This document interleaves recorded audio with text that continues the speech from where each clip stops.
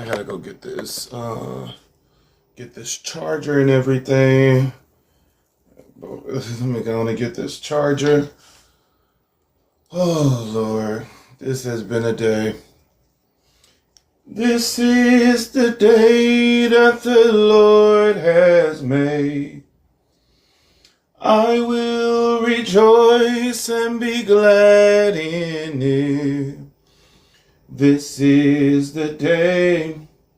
This is the day that the Lord has made. I will enter his gates with thanksgiving in my heart. I will enter his courts with praise. I will say, this is the day that the Lord has made. I will rejoice, for he has made me glad. He has made me glad. He has made me glad. I will rejoice, for he has made me glad. He has made me glad.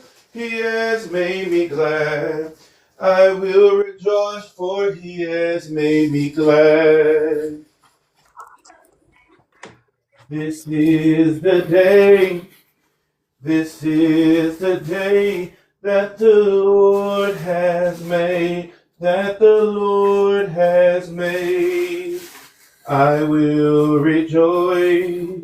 I will rejoice and be glad in it. And be glad in it.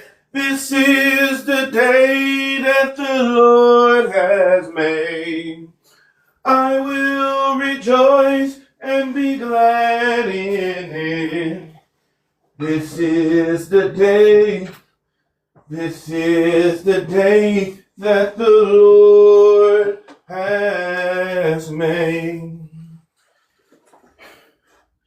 I will enter his court with thanksgiving in my heart. I will enter his court with praise. I will say, this is the day that the Lord has made. I will rejoice, for he has made me glad.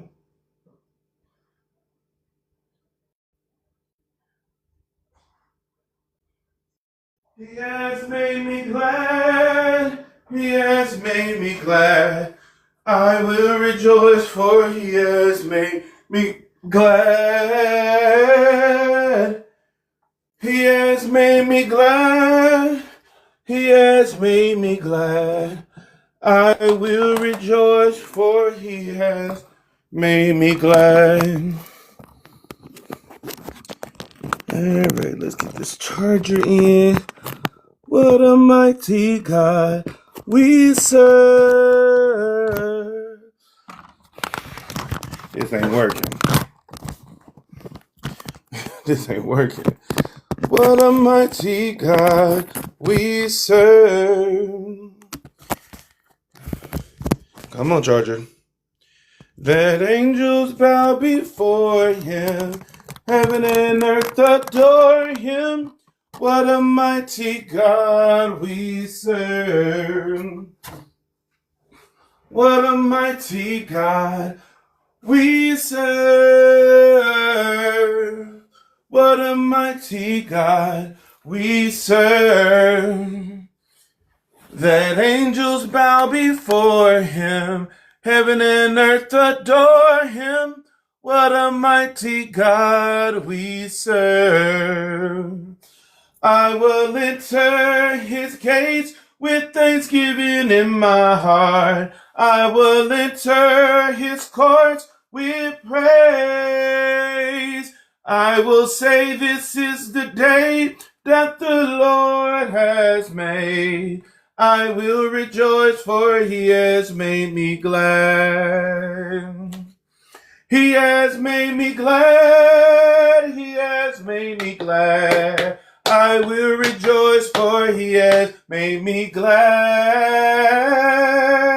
He has made me glad. me glad.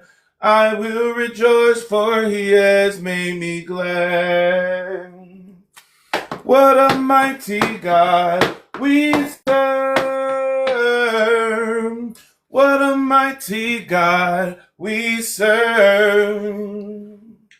That angels bow before him, heaven and earth adore him. What a mighty God we serve.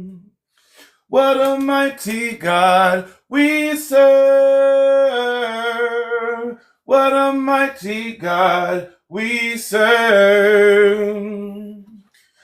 That angels bow before him, heaven and earth adore him. What a mighty God we serve. I will enter his gates with thanksgiving in my heart. I will enter his courts with praise. I will say, this is the day that the Lord has made. I will rejoice, for he has made me glad. He has made me glad. He has made me glad. I will rejoice, for he has made me glad. He has made me glad. He has made me glad. I will rejoice, for he has made me glad. What a mighty God we serve.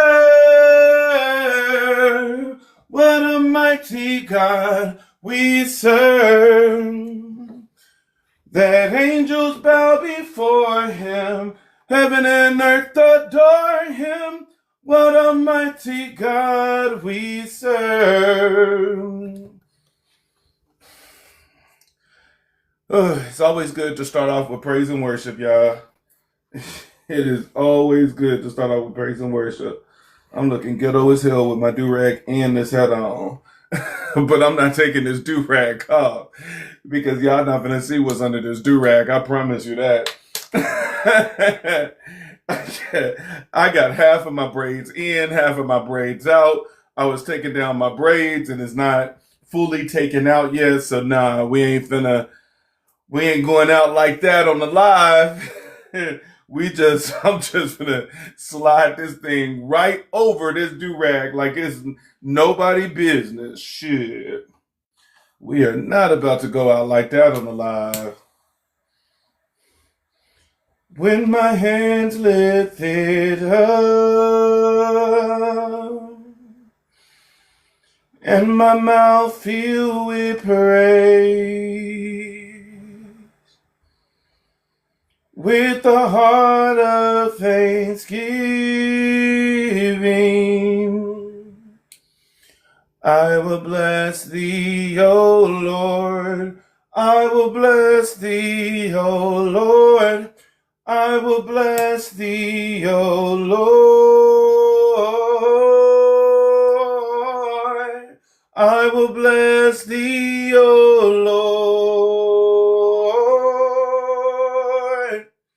With a heart of thanksgiving, I will bless thee, O Lord. I will bless thee, O Lord. I will bless thee, O Lord. I will bless thee, O Lord. With a heart of thanksgiving, I will bless thee, O Lord. I will bless thee, O Lord. I will bless thee, O Lord. I will bless thee, O Lord. With a heart of thanksgiving, I will bless thee, O Lord. Worship is a really good, strong element when working with the ancestors. Remember that, divination with the tarot cards, that it is Egun, spirit guides, and ancestors. And so when you are working with the spirits, all of those things that you learned in the black church, which I don't understand why the black church try to deny spirituality when spirituality is very heavy in the black church, especially old school black church that was caught with an Ogun pot in the back while they praising white Jesus in the front.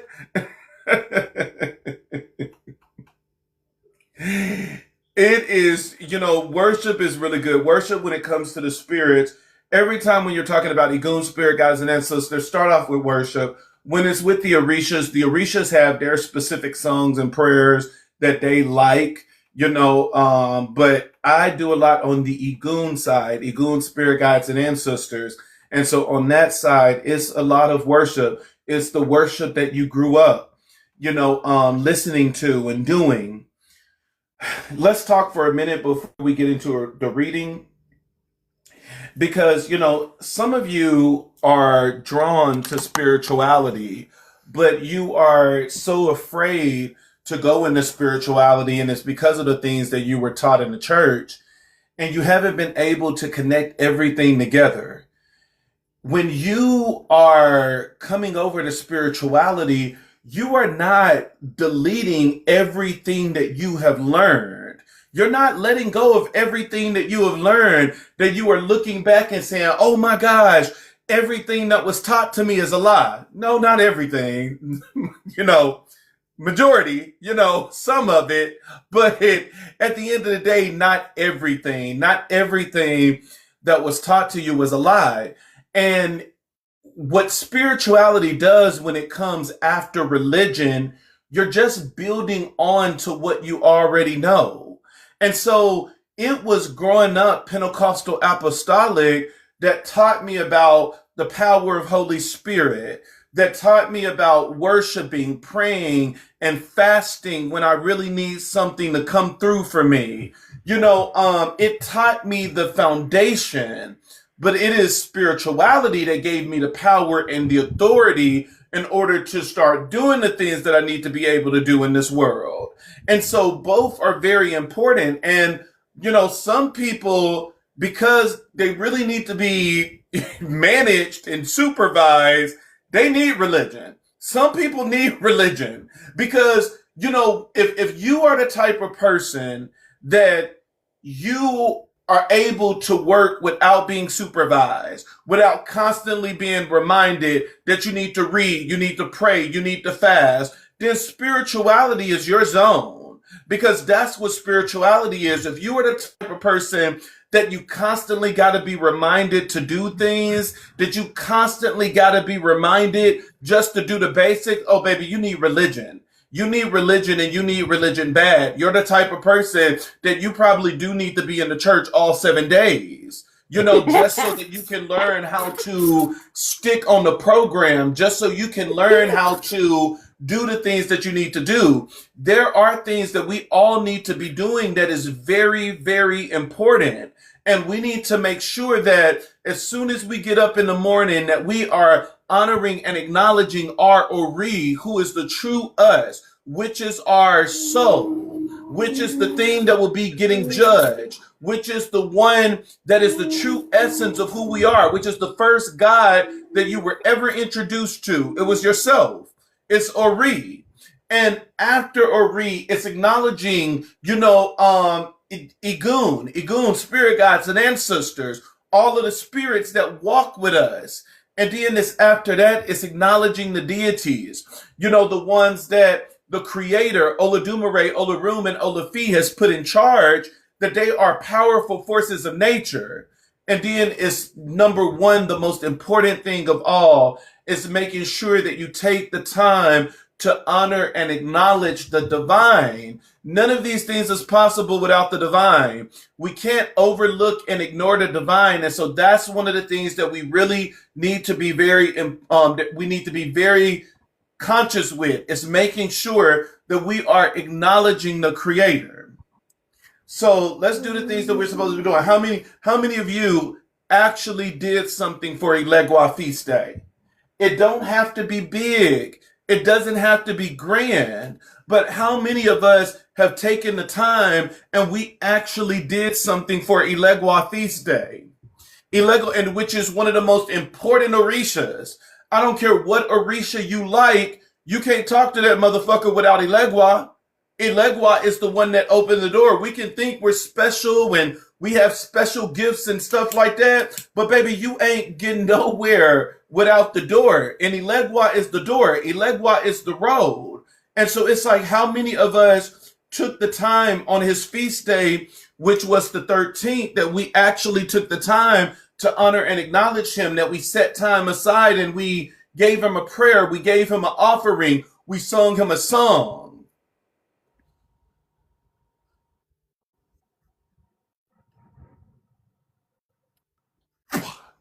Because Ilegwa is a very, very important Orisha. Ilegwa sits in the front, he sits at the door, behind the door, right behind the door. He's one of your warriors.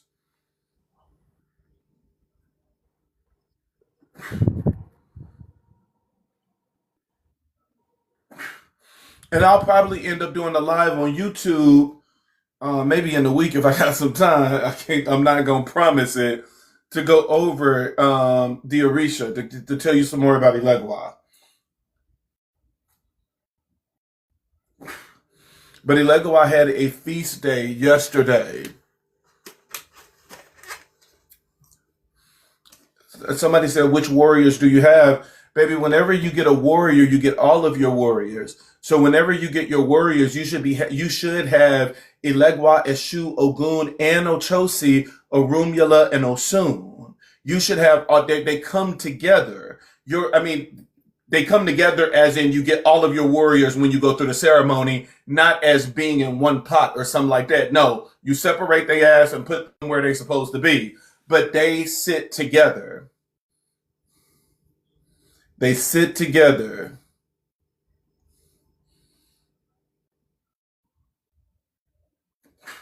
Now I'm just cleansing the space, and then we're going to get started in this. But let me tell you something very important about the Orishas. Don't don't call on them only when you need something. Don't call on them only when you need something. If you're not going to take the time and celebrate their feast days and remember their feast days, don't just call on them when you need something. The whole purpose of them is to build that relationship. You're building that relationship, with your deities, so just don't call on them when you need something, so Ilegwa had a feast day. And your feast days is where you take their favorite foods and everything and you lay it out.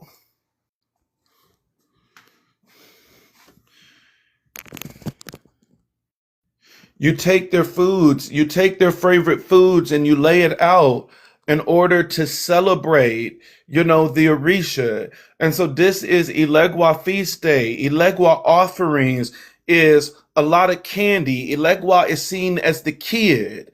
Ilegwa is a lot of candy, a lot of cakes. Ilegwa loves sweets, cookies, all types of stuff. And Ilegwa loves apples. Ilegwa loves bananas. Ilegwa love corn. And Ilegwa is an Orisha. Whatever you give him, you can't go wrong, because one thing about Ilegwa eats everything. It is said that Ilegwa eats everything but not pigeon, penguin. Everything but a penguin, I think they said. That Ilegwa eats everything but a damn penguin. And so you can't go wrong with what you offer Ilegwa. But, at the end of the day, it's like we got to take the time to make sure that we are honoring Ilegwa, honoring Eshu. These are the damn gatekeepers. They are the door. If you're wondering why your door haven't opened and why that shit is still stuck, and the road haven't been clear for you yet, it's because you're not working with your orishas. You're not working with them. And so, we got to make sure that, on these feast days and stuff like that, that we're just not overlooking this and we're skipping over it. These days are very important, and so let's make sure that we're taking the time to honor and acknowledge, Ilegwa, Eshu.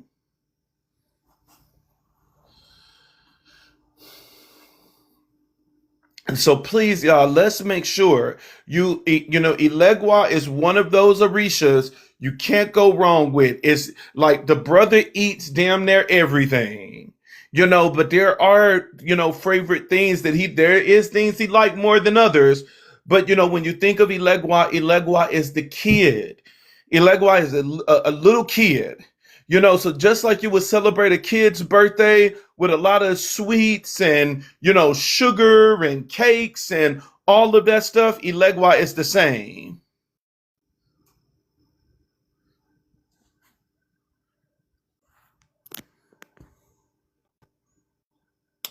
So let's make sure we're honoring and acknowledging good old Ilegwa. All right, now we're going to get into this reading. Let it be, let it be, let it be.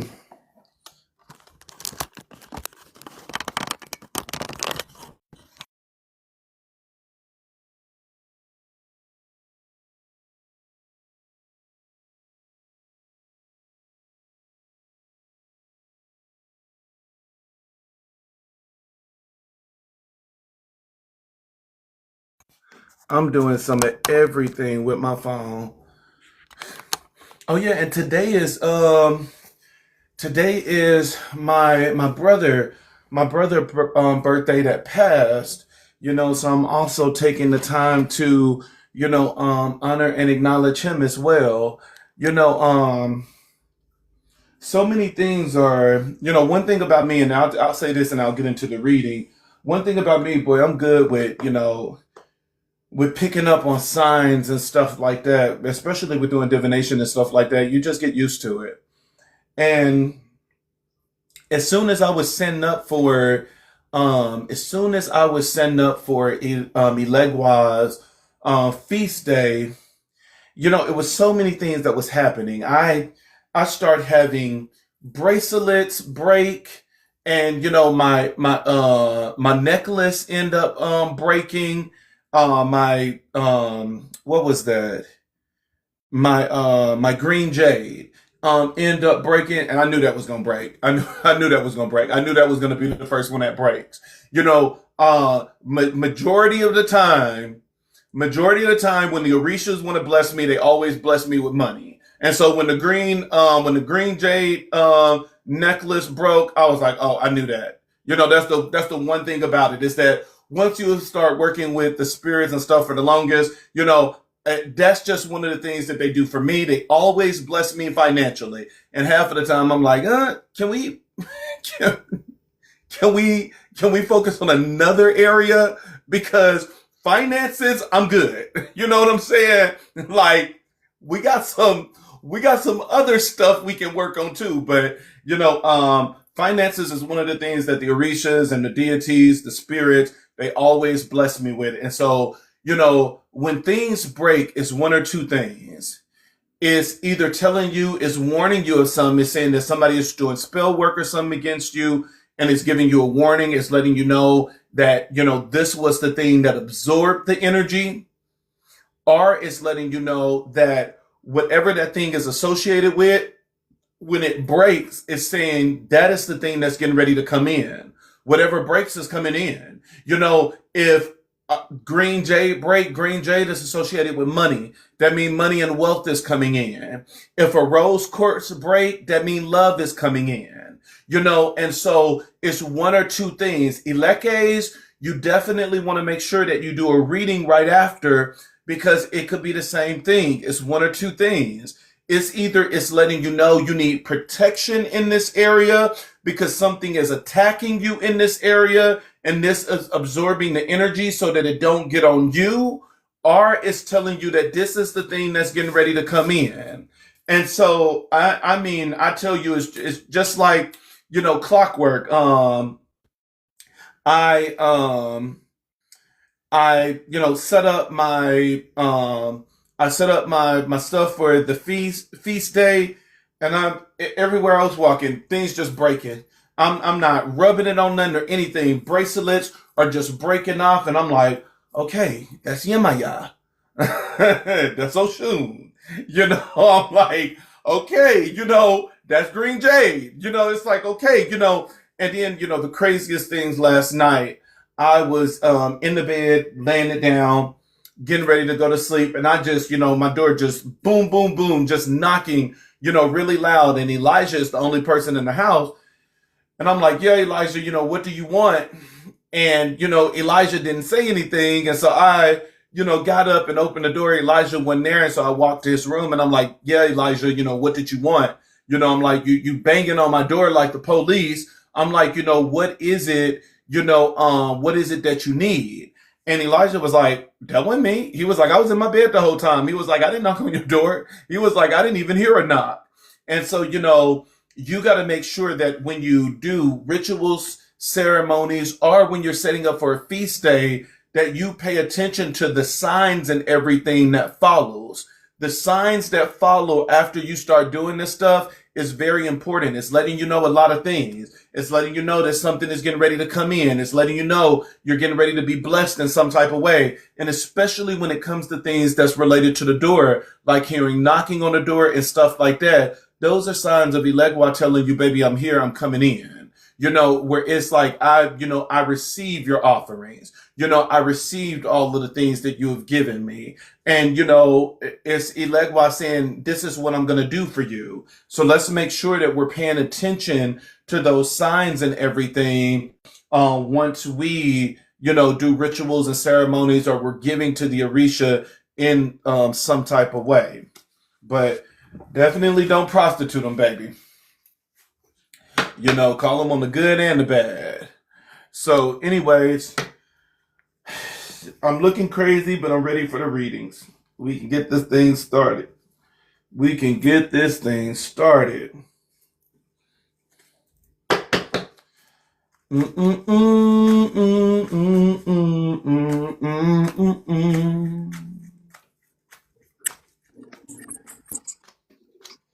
All right, how you doing? I'm great. How are you doing, Rashad? I'm doing pretty good. All right, so I'm going to do a 4-card spread to see what's in your energy. If it's anything too personal, I won't, say it, and it'll be your responsibility to reach out to me so I can do the reading. If it's not too personal, we're going to go ahead and push through and do the reading. Okay. All right. Thank you, Igun. Thank you, Spirit Guides. Thank you, Ancestors. Thank you, Sarabanda. Thank you, Arisha. Thank you, Yeshua. Thank you, Olodumare. Thank you, Olorun. Thank you, Olofi. Ashe, Ashe, Asheo. All right, we already got a couple of cards flying out. It's saying there's a decision that you need to make when it comes to the home front, because you got the 2 of Swords with the 4 of Wands, and you have the clarifier as the Ace of Cups, the card at the bottom of the deck right now, which could be what is influencing this. You have the Empress, and the Empress is normally a matriarch. It's like a mother or grandmother of some sort.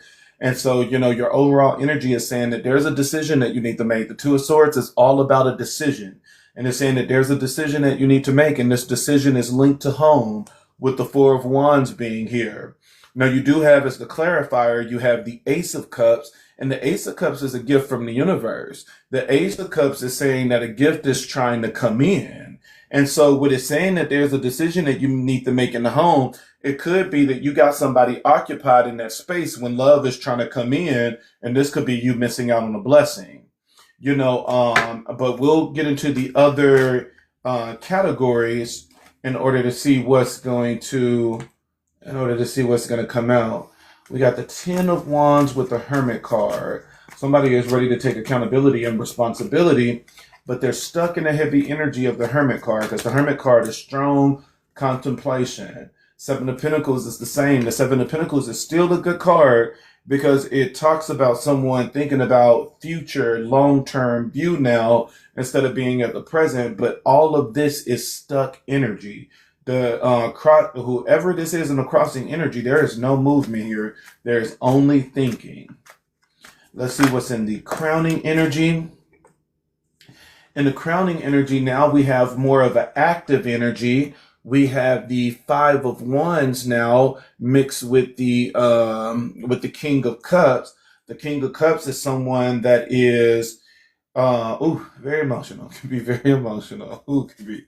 I don't know if I can deal with an emotional man. I'd rather deal with an emotional woman. But King of Cups is here. King of Cups is here, and he said ain't nothing wrong with his emotions. But this is a chasing energy with the Five of Wands being here, because the Five of Wands is somebody that is ready to chase, is ready to pursue. Sometimes it can be somebody ready to engage in, negative arguments and fights. But, this is someone that is more active in this energy right here compared to the crossing energy. Let's see. What is the clarifier? Let's see what the clarifier is. What is the clarifier, Spirit? The clarifier is the Knight of Cups. It's saying that love is coming in. Somebody is riding in on the Knight of Cups, wanting an apology, wanting to apologize, wanting the sweet talk, wanting to cry their heart out. Can't stand no emotional. I can't stand no emotional apology. But that's what the Knight of Cups represent. It is this is somebody coming back with a lot of emotions. Man, it's about to be a lot of emotions. Don't show me emotions, show me change. That is the thing that I like to see. I agree. I need action. Yep. I don't care about you knowing how to cry on spot. Show me change. That is the thing that moves me. All right, this is too many cards, but we still got the Empress. It could be a mother figure at play here. With the Emperor still coming out, but the outcome position is now the Ten of Cups. Ten of Cups is going to be a very strong union, emotional-wise. It's going to be a very strong emotional connection. And you have it paired with the Ace of Wands, and the Ace of Wands is a passion and new beginning. But it's saying what you don't see coming, which is the card at the bottom of the deck. It's the Nine of Swords. There's still a lot of anxiety.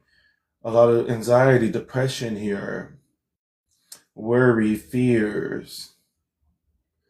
And especially when we got worry and fears, this could be, somebody where they could have left you with some trauma, because the Nine of Swords is no joke. The Nine of Swords is not being able to sleep at night, still wondering, your mind is still going, like, what the fuck is this person doing? The Nine of Swords is very strong energy. It's like, why the fuck every time this motherfucker come in the bedroom, he lay his phone, face down? Like, what you trying to hide? Like, why? Why can't people just, why your phone on silent? You know what I'm saying?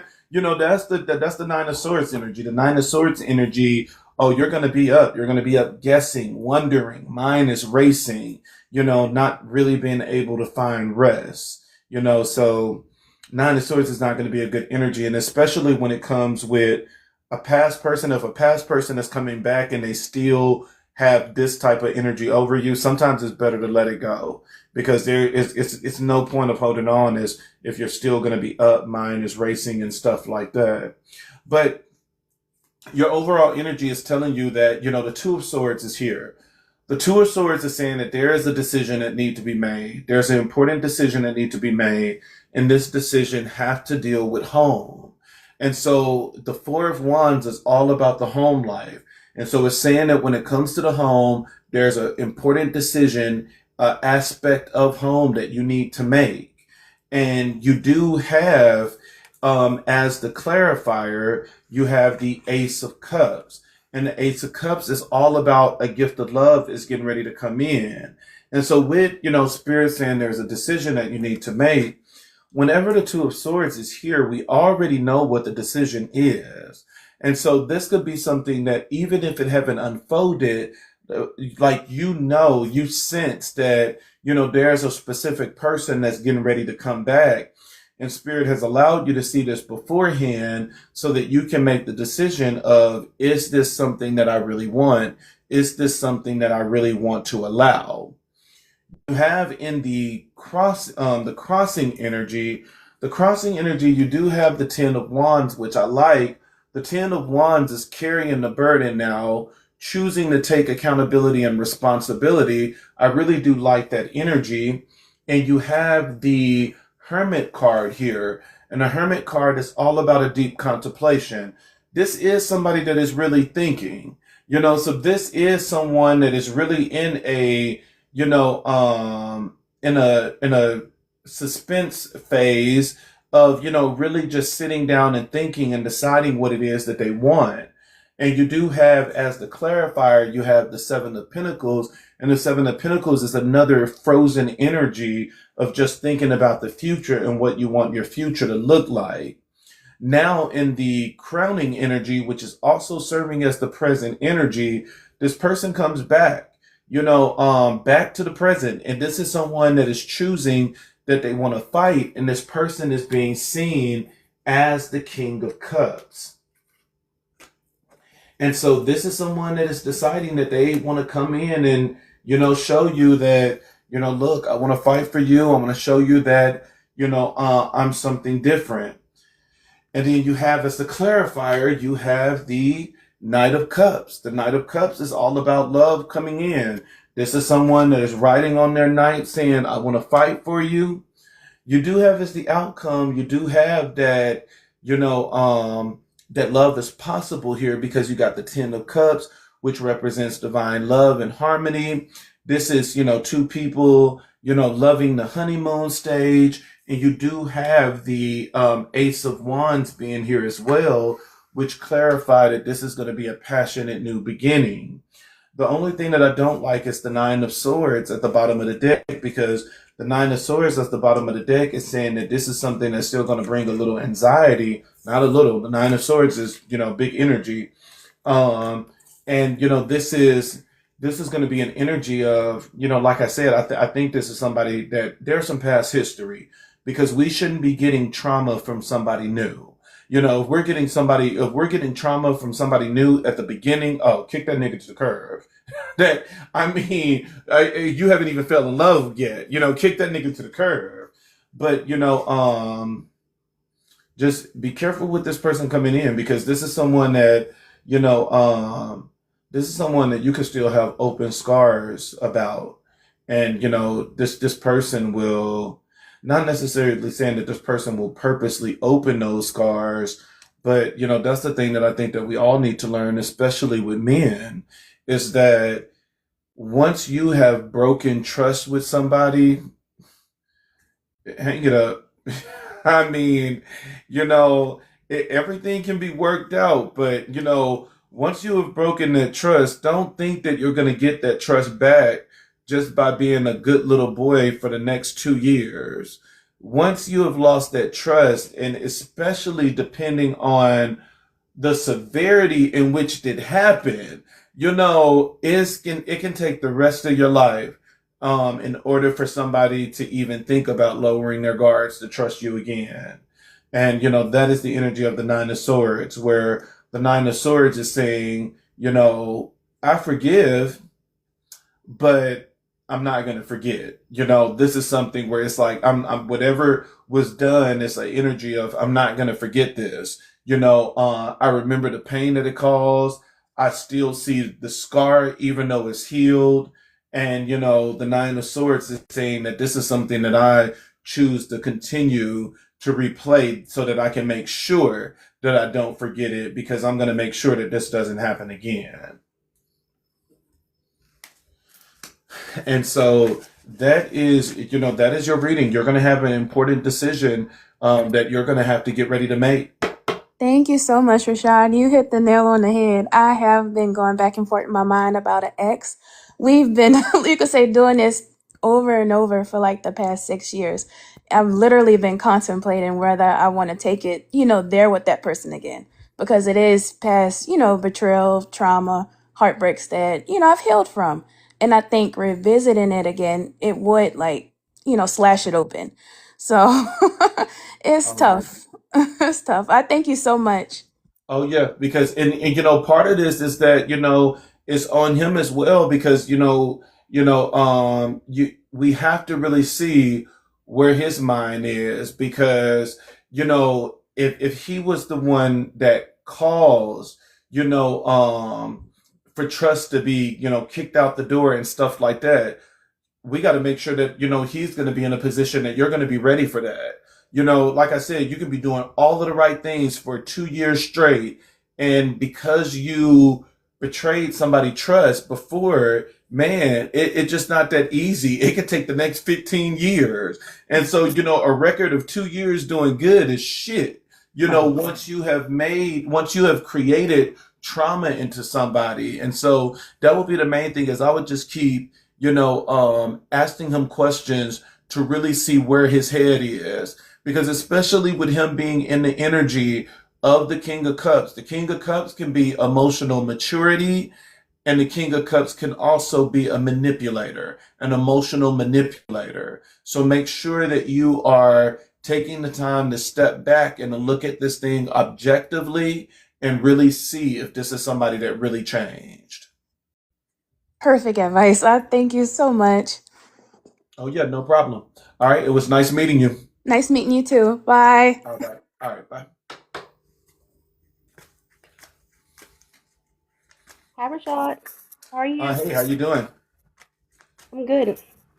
All right, so it's gonna be the same thing. I'm gonna do a 4 card spread, and if it's anything too personal, I want do the reading on here. I will just have you to send me a DM so you can email me so that I can give you a reading. But if it's not that bad, we're gonna go ahead and do it on live.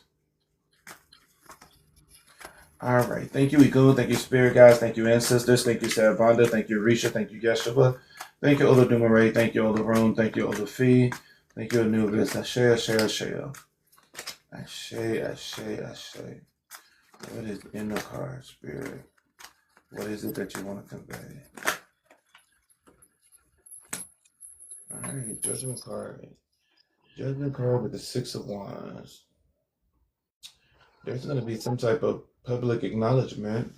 Something is getting ready to be blasted, and it's going to be positive.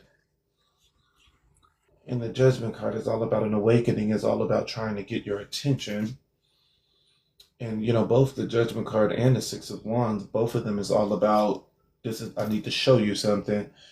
And then it's saying what I need to show you is love.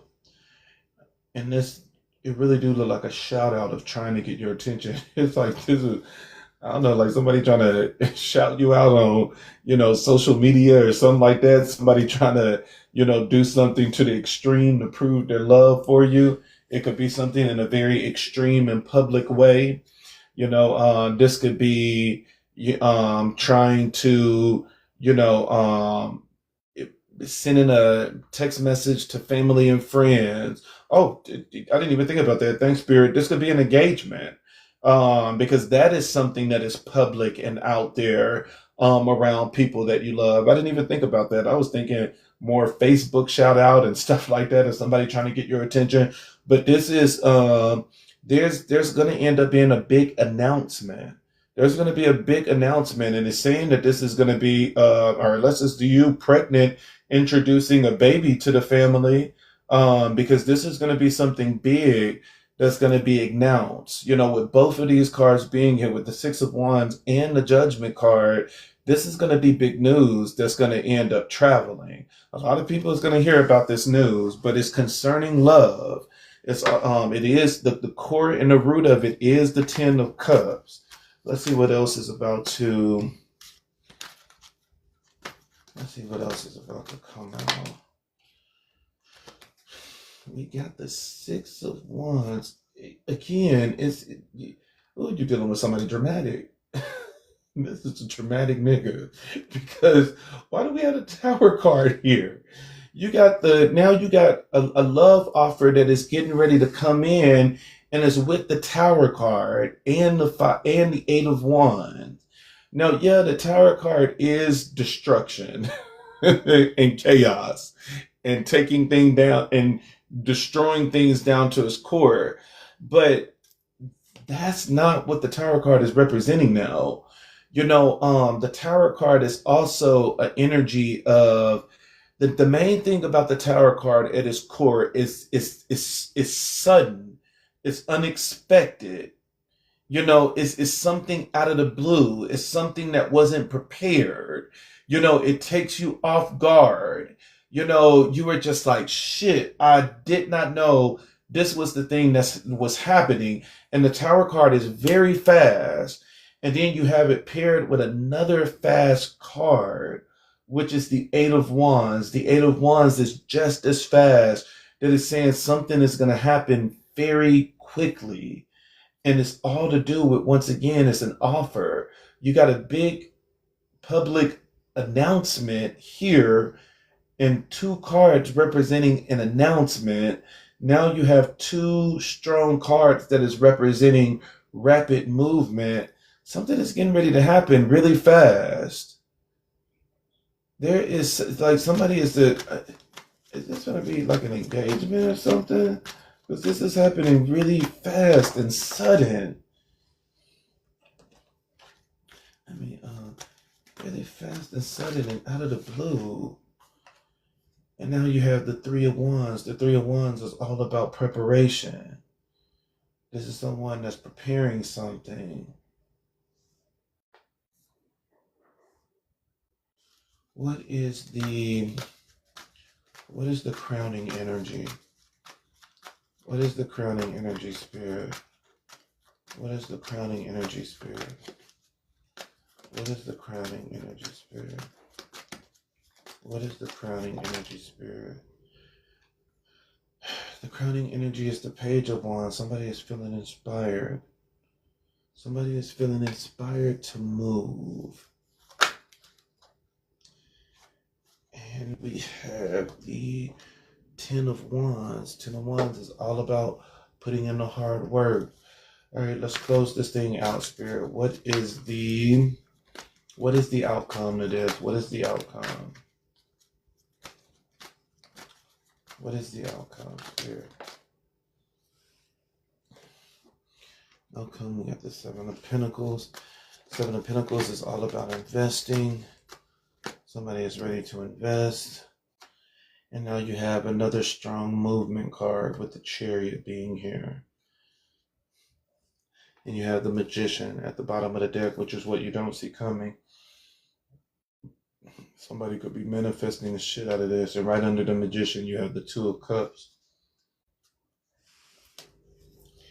There's a big announcement that is getting ready to happen. Your overall energy, there's a huge announcement that is getting ready to happen. And this is all about, it's all concerning love. What is this? Huge announcement. And now you got the Lovers card.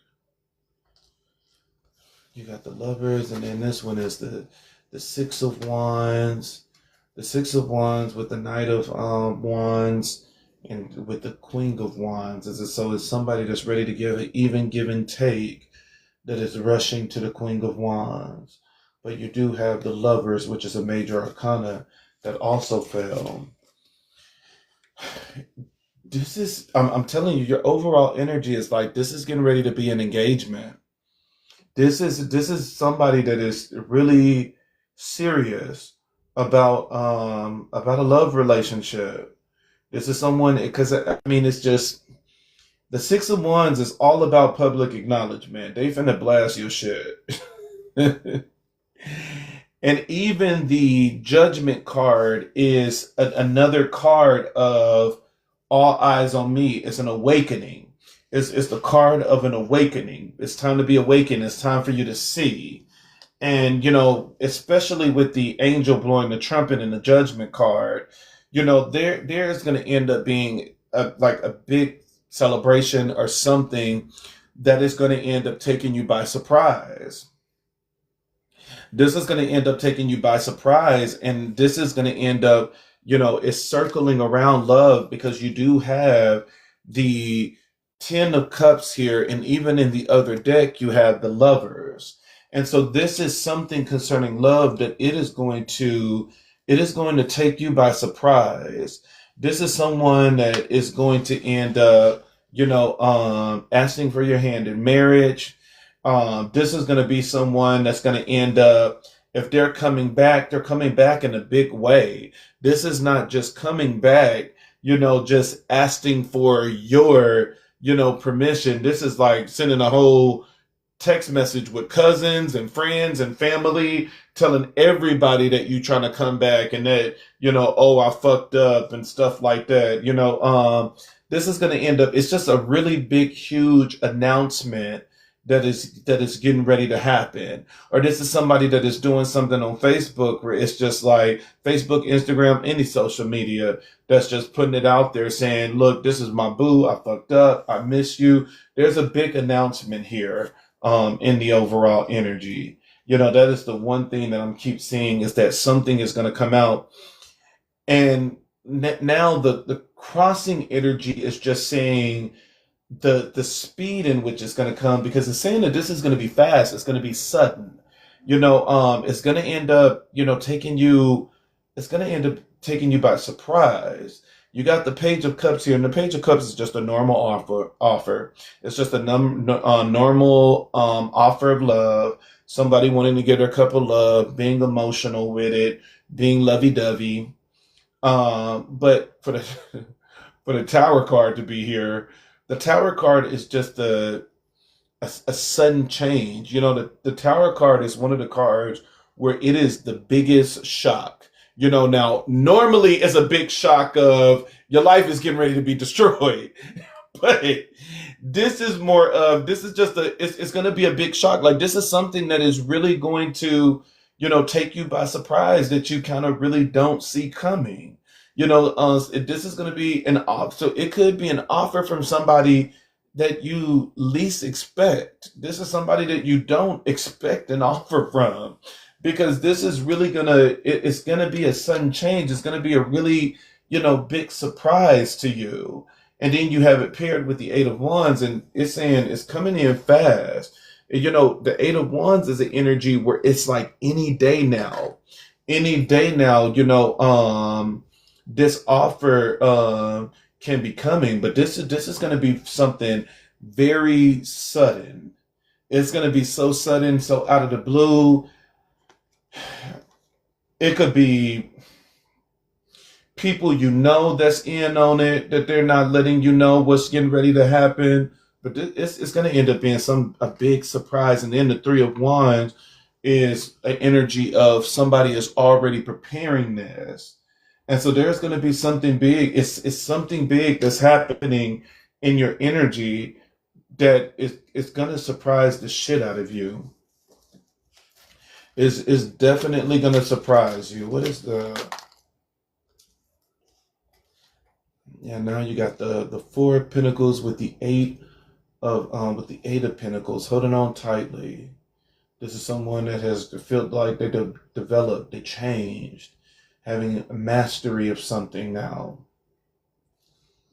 And then the card at the bottom of the deck is the Hangman. The Hangman is a new perspective. Somebody is coming back. Somebody is about to surprise the shit out of you. Somebody is about to surprise the shit out of you. You have in the crowning energy, you have the Page of Wands. The Page of Wands is somebody feeling inspired. And this is someone inspired to take on the responsibility, carrying the burden. And so, this is a really good energy. This is someone that feels like they are being led. And then we have in the outcome position, we have the 7 of Pentacles, and then we have the Chariot, and the Chariot is also a number 7 as well.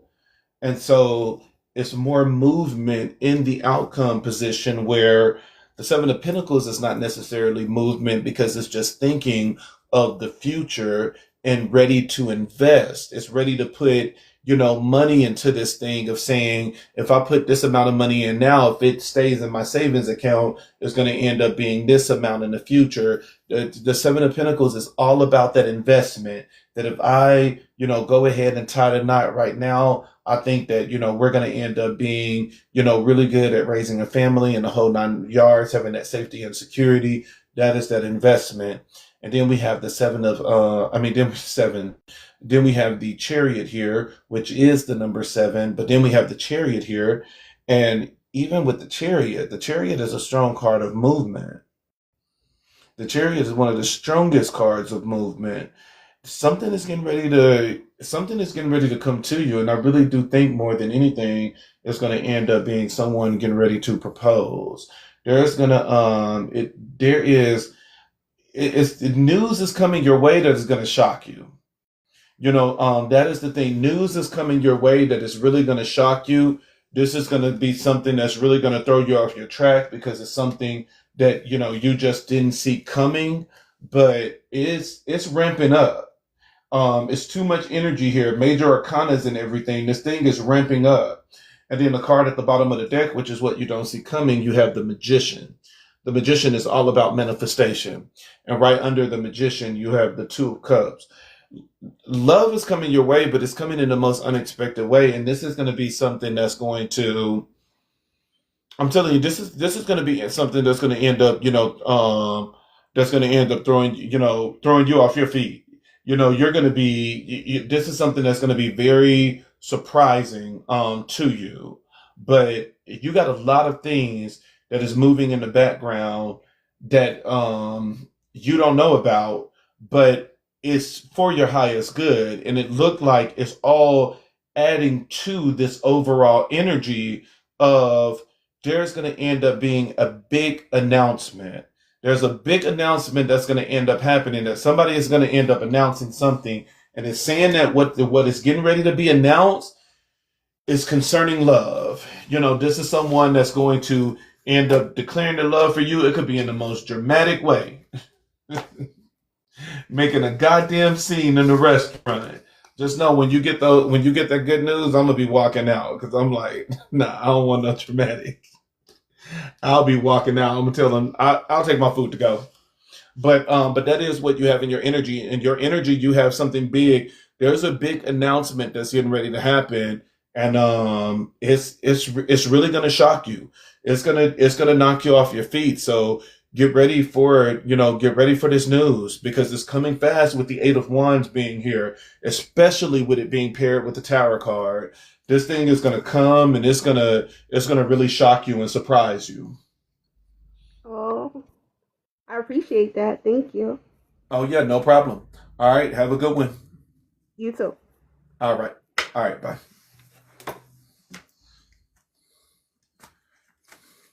All right, how you doing? Hi, Rashad. I'm doing well. All right, let's see what is in your energy. All right, so it's going to be the same thing. We're going to do a 4-card spread. If it's anything too personal, it'll be on you to email me. If not, we'll go ahead and finish it. Thank you, Idun. Thank you, Spirit Guides. Thank you, Ancestors. Thank you, Salvanda. Thank you, Arisha. Thank you, Yeshua. Thank you, Oludumare. Thank you, Olurun. Thank you, Olufi. Ashe, Ashe, Ashe, Ashe. What is in the cards? All right, the Eight of Pentacles. You're stuck in your head. You are in negative thoughts right now. And it's all because of the Nine of Pentacles. The Nine of Pentacles is living a very luxury lifestyle, being very self-sufficient, financially independent. And so you have created a prison for yourself because you keep wondering how you are going to get to the Nine of Pentacles.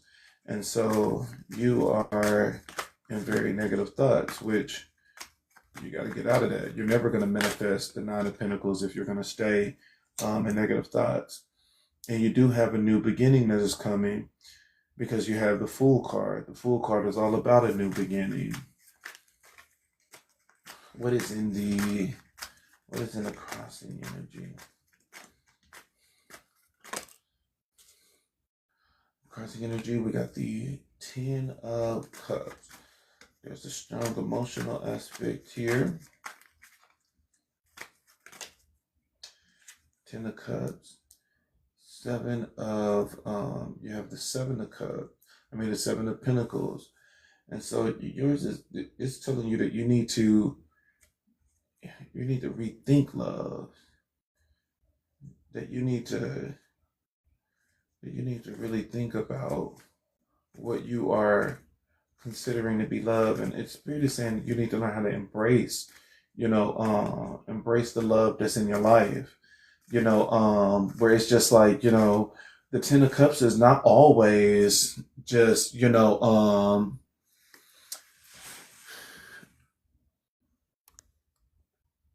what is this? All right, this thing, TikTok gave me something that I had to do. The Ten of Cups is not always it's like a intimate, sexual, intimate relationship. Sometimes the Ten of Cups is having a really good relationship with mom and dad, having a really good relationship, with our kids, because the crossing energy is saying like embrace the other aspects of love. Invest in the other aspects of love. That's what your crossing energy is telling you. And then your overall energy is telling you, you got to get out of your negative thoughts. You got to get out of these negative thoughts. So what is now let's see what the crowning energy is telling you. Crowning energy will start off with the King of Cups.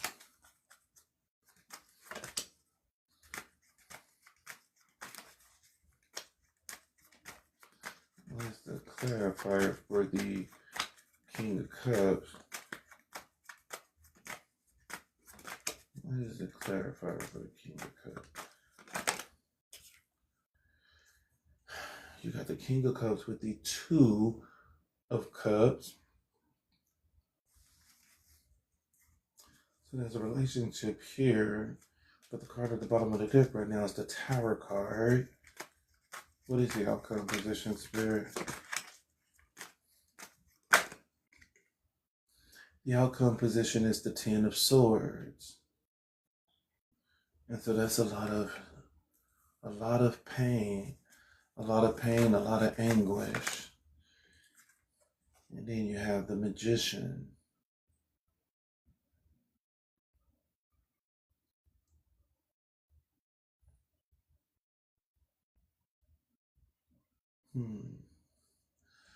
The Magician is a trickster. The Magician is a liar, a manipulator, a deceiver, a very strong trickster. And especially with the King of Cups being here, the King of Cups is a liar and a manipulator as well. The King of Cups King of Cups is very strong manipulator too. Rashad, I got a question. I'm sorry. Mm-hmm. Him and his, I believe, a lot of what you're saying is true, but as we was talking as far as the other readings, and then when we did the private reading, I was like, no, that's not for me because of that issue, which you're talking about now. See, he's coming up in the cards now. But the thing about it is, I think him and his girlfriend put witchcraft on me. I know she bind him with a love spell, so that I can never be with him. So I know it's a binding. If I take him back, I'm taking her back, and I'm taking her. I never had her, but what I'm saying is I'm taking both of them, and that's not going to be. First of all, I'm not, and I don't want to poly, whatever. And at the end of the day, it's going to be like that. But the thing about it is, I know the situation because the situation I'm in now is due to witchcraft because I'm basically broadcast for real. And I was never in this type of situation that I'm in now, far as like public wise. And he see the stuff that I had told him. I told him before he let me go. So now he's actually watching me from these unknown accounts and stuff. And I know he is, and this girl is too. So my thing is, The witchcraft.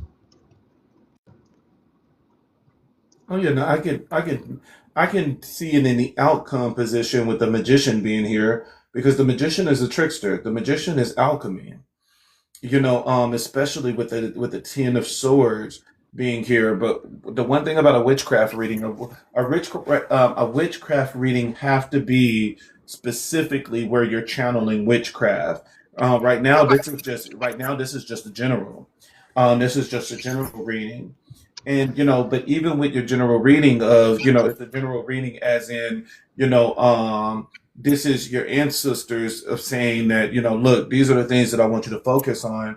This is what I want you to, really pay attention to. And your overall energy is saying that, how do I want to put it? Um, you can you can take the Israelites, out of Egypt, but it's very hard to take the Egypt out of them. Is that when they finally got out of Egypt and they went into the wilderness and they were able to see God's strong hand of doing all of these plagues and everything like that through the hands of Moses, it seemed like the Israelites would have been focused more on the hand of God of saying, oh my gosh, this powerful God can, if he could get us out of Egypt, I can only imagine the things that he's going to do as we walk with him and trust him and, put all of our faith and everything in him. And instead, the Israelites were always so focused on what happened in Egypt that they fucked over their destiny, that they wasn't able to walk in the promised land. And that is what your overall energy is telling you. Your overall energy is telling you, with the Fool card being here, the Fool card is a major arcana. It is saying that a new beginning is here for you. There's a door for you to walk through, but it's only if you walk through it. And it's saying that, this is going to be a door. This is the thing that you have been waiting for, but you have to be willing to walk through that door, and you got to let go of everything else, because the the Eight of Swords is creating a prison for ourselves. And this is, the side effect where it's like you can you can think that magic is on you. You can think that magic is affecting you. But with the Eight of Swords being here, it's like, no, that is all in your mind. Where it's like, this is an energy where it's like, baby, once you did that first spiritual bath, you ripped that shit up off of you. But if you keep thinking it, then you keep going through it as if you're still walking through that exact same thing. You keep putting yourself in a position where it's like, you're still in Egypt, and Spirit is like, baby, you are not in Egypt anymore. You are in the wilderness on the way to the promised land, with the Fool card being here. And it's like, you gotta keep moving forward and go to that promised land and stop focusing so much on the negative energy, because now luckily this is not a major arcana that is describing the sense of imprisonment. This is just the Eight of Swords. Now, don't discount it either, because the Eight of Swords is not no punk. But it's still saying that it's not a major arcana, which is good. So it's not the heaviest negative energy you can be in, but it's also not the lowest, the punkish of them all either. The Eight of Swords is still very strong, because the Eight of Swords is a self-imposed illusion. This is not an illusion that was cast through magic. The Eight of Swords is an illusion that we are casting on ourselves, that we are putting ourselves in a prison. And so one of the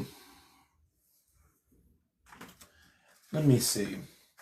I let me see what Psalms, because I want to say Psalms 3, but no. Psalms 3 is for spiritual support. Psalms 3 is for spiritual support. Let me see what Psalms I want to do.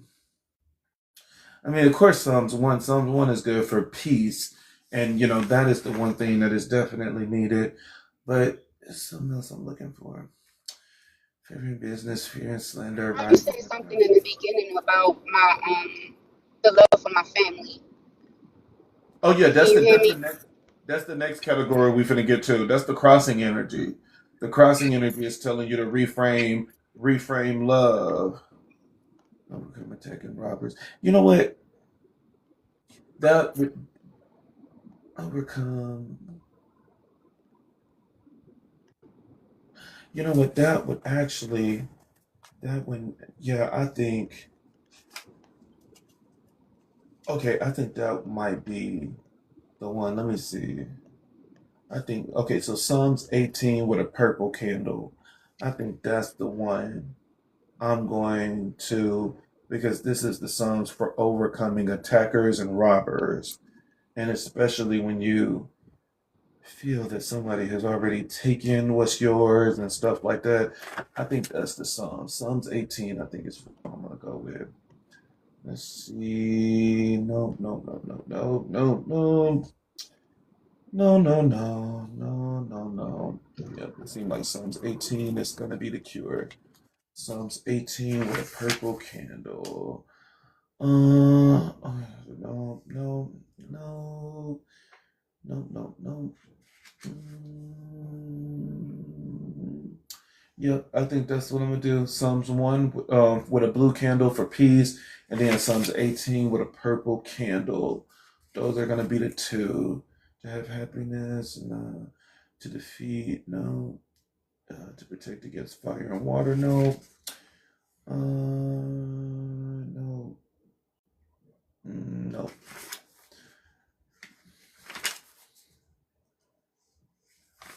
Yeah, that's gonna be my Psalms 18 with a purple candle and Psalms 1 with a blue candle. That's what the overall energy is saying. Those are going to be the two that, I want you to burn. And as those candles are lit, that you are, reciting those Psalms. So Psalms 1 with a blue candle and Psalms 18 with a purple candle. Because this energy got to go, the overall energy. Now, the crossing energy is telling you to, that it's like, it's like, look, the Ten of Cups is here, love is here, but it's saying that you got to invest in it, with the Seven of Pentacles being here.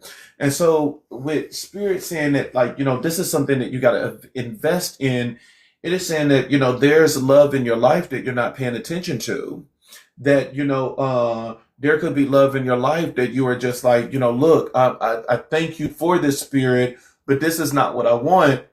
I want this to be what I consider love. And Spirit is saying, well, you don't realize, the benefits in which, this love can give you, where it was the same with me when I was going through, my, divorce, Spirit had to, reshape a lot of things where Spirit is like, focus on Elijah, spend time with Elijah, and so I really start, which I was already doing stuff with Elijah, but I really start doing more and more stuff with Elijah where it's like, okay, where I used to, go out on the weekends, with my partner and play pool and drink, it's like, if I want to bring somebody, I can still do it. I'm just taking Elijah now, and I would take Elijah to main event and, I'll still be drinking my drinks, playing pool, talking shit and beating him at every game.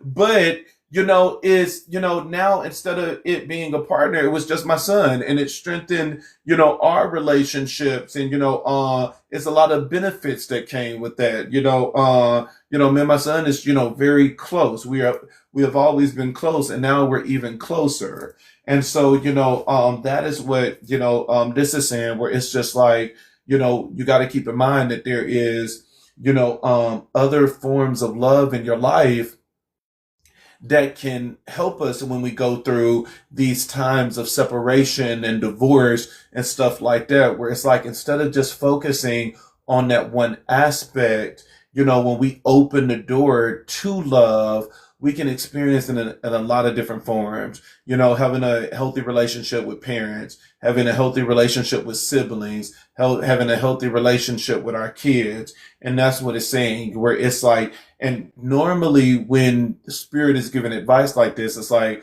oh, I'm giving you this advice because you need to raise your vibration. Because it's when we raise our vibration that we end up attracting the things that we need. Because honestly, we can't manifest anything in a low point. If we're always down and depressed and stuff like that, oh, we ain't manifesting anything in there. The only thing we can manifest is the people in the same vibration, and that would be the worst thing in the world, because now you're bringing in somebody in the exact same energy. And so it's like, spirit is saying, invest in the other, forms of love that you do have in your life. Now you do, go ahead. Rashad, I'm sorry. With that, like I have been really down lately because I miss my family. Um, Hmm. I don't have a relationship with my family at all because of all they want is from me. Things that all they can get out of me. And the last family that I had was my children, Hmm. and they just deserted me to go live with their father. And so, Um, so now, so so now, so it's been now, hurting. So now at this time, create your own family. That's the one thing about it is that, go out and create, you a family, and, that's what the, 10 of Cups is telling you here is that, Spirit is saying, not everything have to be, like an intimate sexual relationship, and not everything have to be blood. Sometimes our strongest relationships is outside of blood. Blood sometimes is obligated. And sometimes that obligation be giving you some crazy crack-headed behavior. But when it comes to people that are not related, sometimes those can be your strongest relationships. And so this is the time for you where it's like, create your family. Go out and create your own family. And so, so it's like, you know, um, it's it's like get on a chat line, get on a chat line where it's like not in the mindset of saying, oh, I'm gonna, find me a partner, but in the mindset of companionship of, I'm gonna find me somebody to talk to. I'm gonna find me somebody that I can just have fun with. I'm gonna find me somebody that I can just go to the movies with. And that was the thing that I had to learn, because I tell people all the time, man, boy, if spirit allowed me to be a hoe, I would be the biggest hoe out here in these damn streets, slinging that dick everywhere.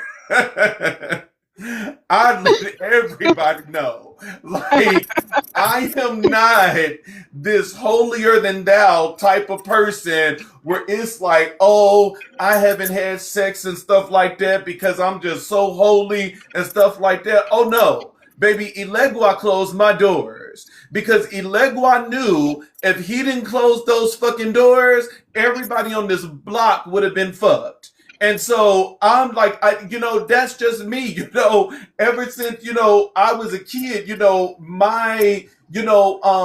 of the things that I've always done as a very unhealthy, as a very unhealthy, um, what am I looking for?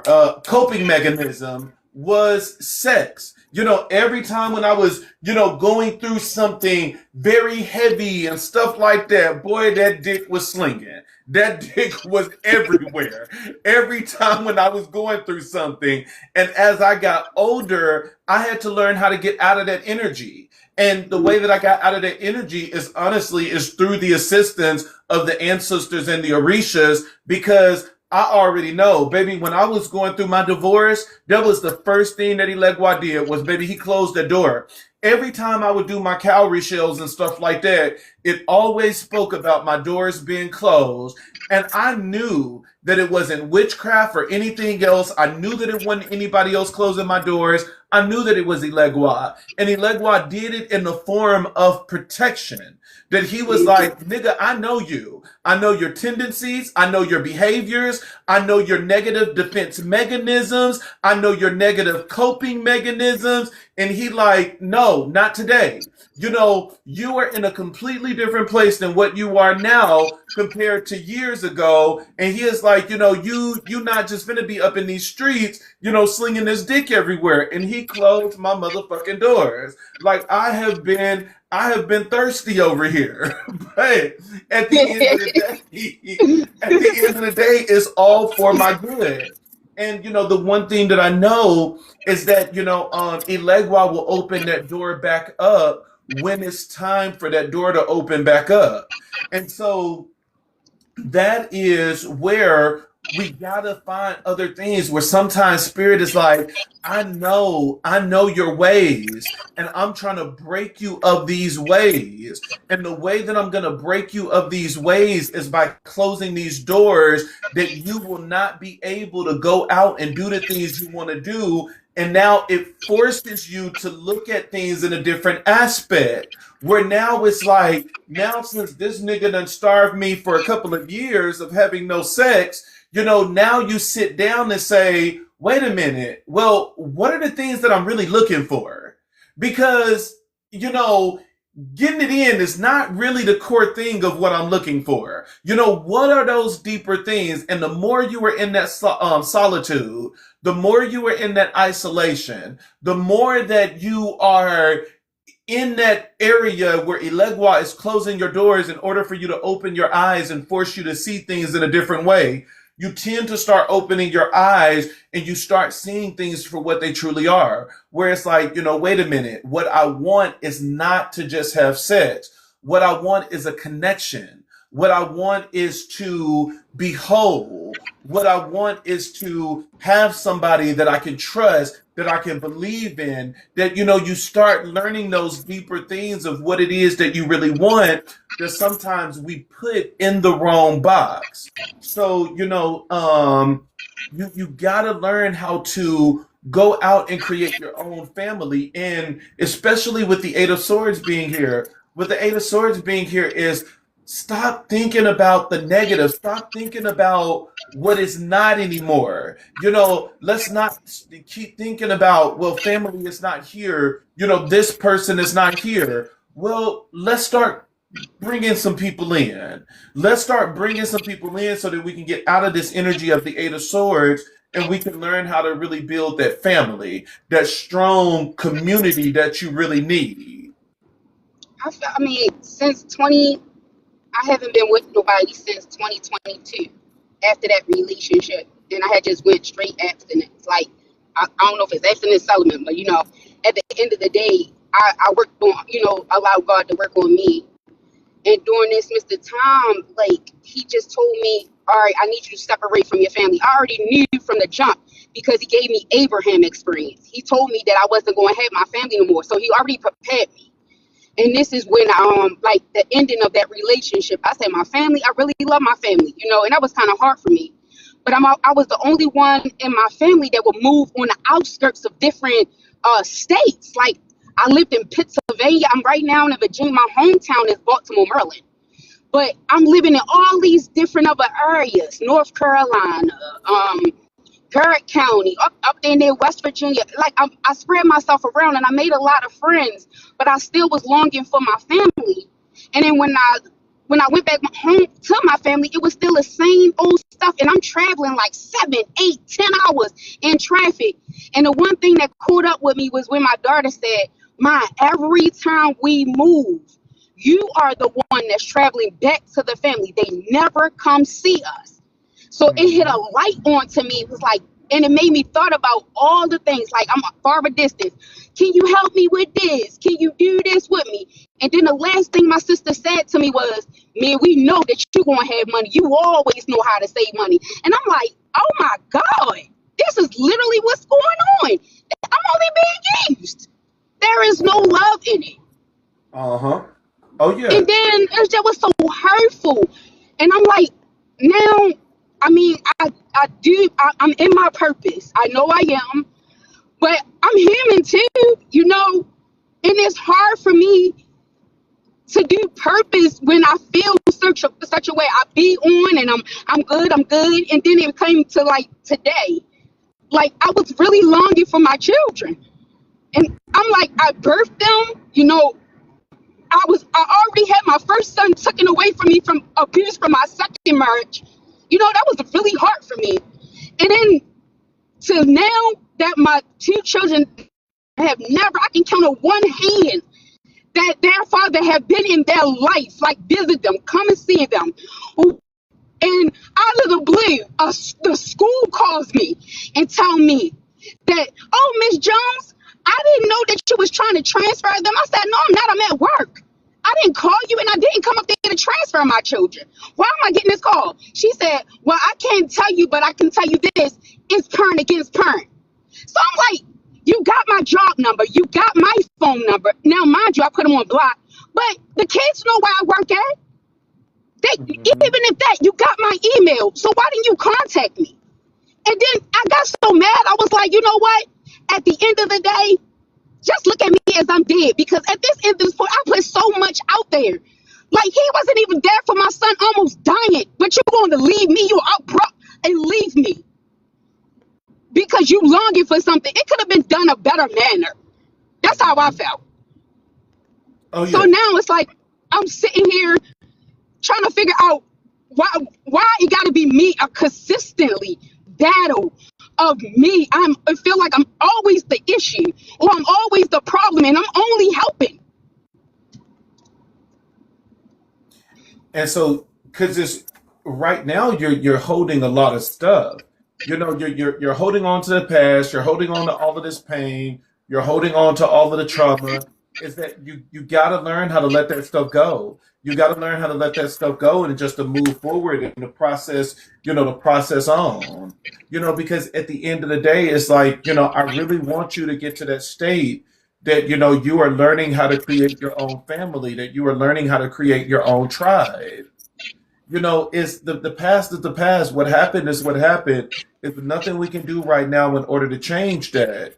But it's like, you have to make sure that you're processing forward because, at the end of the day, you don't have a really good outcome position. The outcome position, you have the Ten of Swords. The Ten of Swords is a lot of pain, betrayal, anguish, and you have it paired with the Magician as the clarifier. And this is you still holding on to a lot of pain, that you're holding on to every sword that have stabbed you in the back.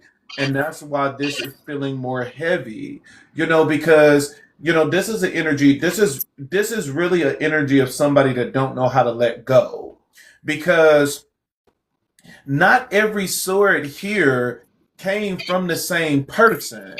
And so one of the things that you're probably going to end up noticing, especially with the judgment card being here at the bottom of the deck, which is saying that you're getting ready to go through an awakening. And when we go through awakenings, we end up seeing more about ourselves, is that when you go into fights and arguments with other people, that person is bearing the weight of everything that you have ever been through, that you are giving them. So not only are you arguing with them about what they did, but you're also arguing with them about what your mom did to you, what your dad, what your cousin, what the person in fifth grade said about you, what they said on TikTok. And it's like you consume all of that in order to just, direct it. And that's going to be a big problem. That is being seen as a big problem because it's so much weight that is being carried.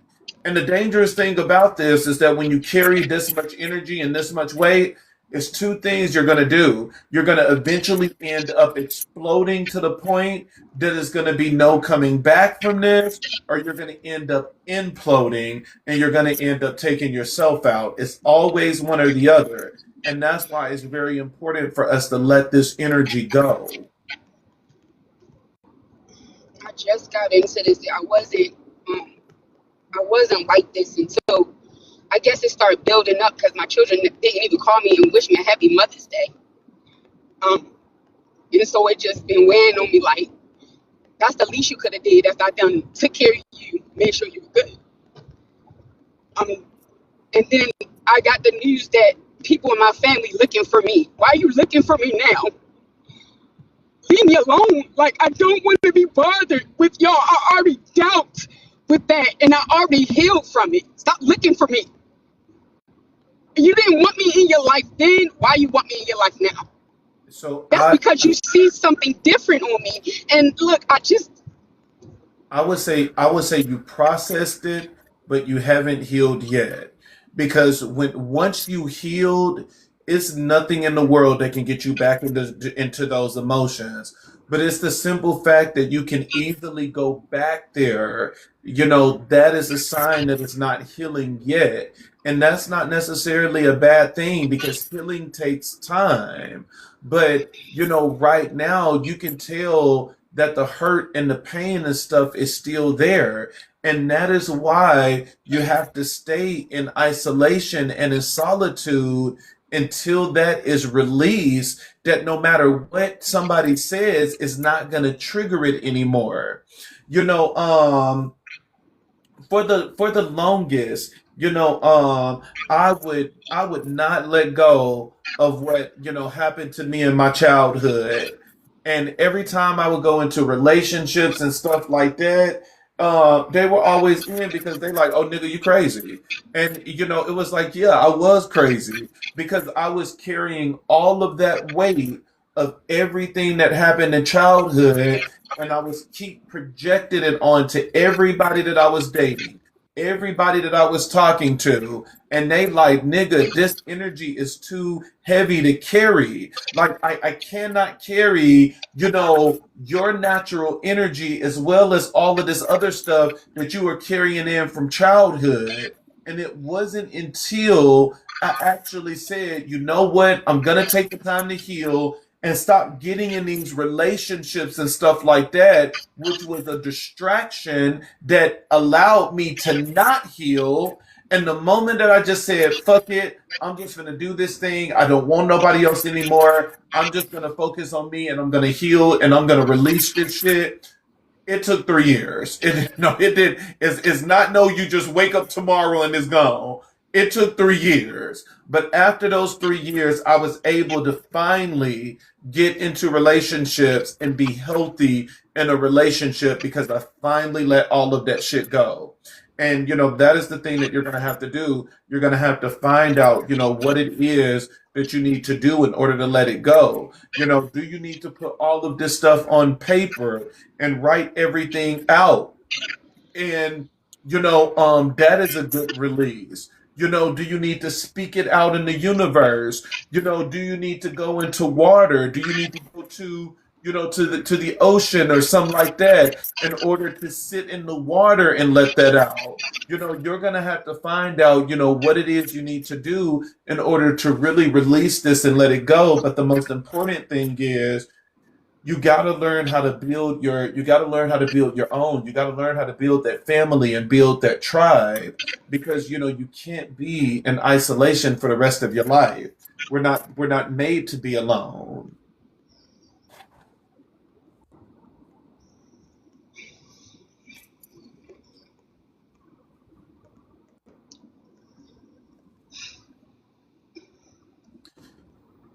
But for now, my thing for you is I want you to completely, let it go.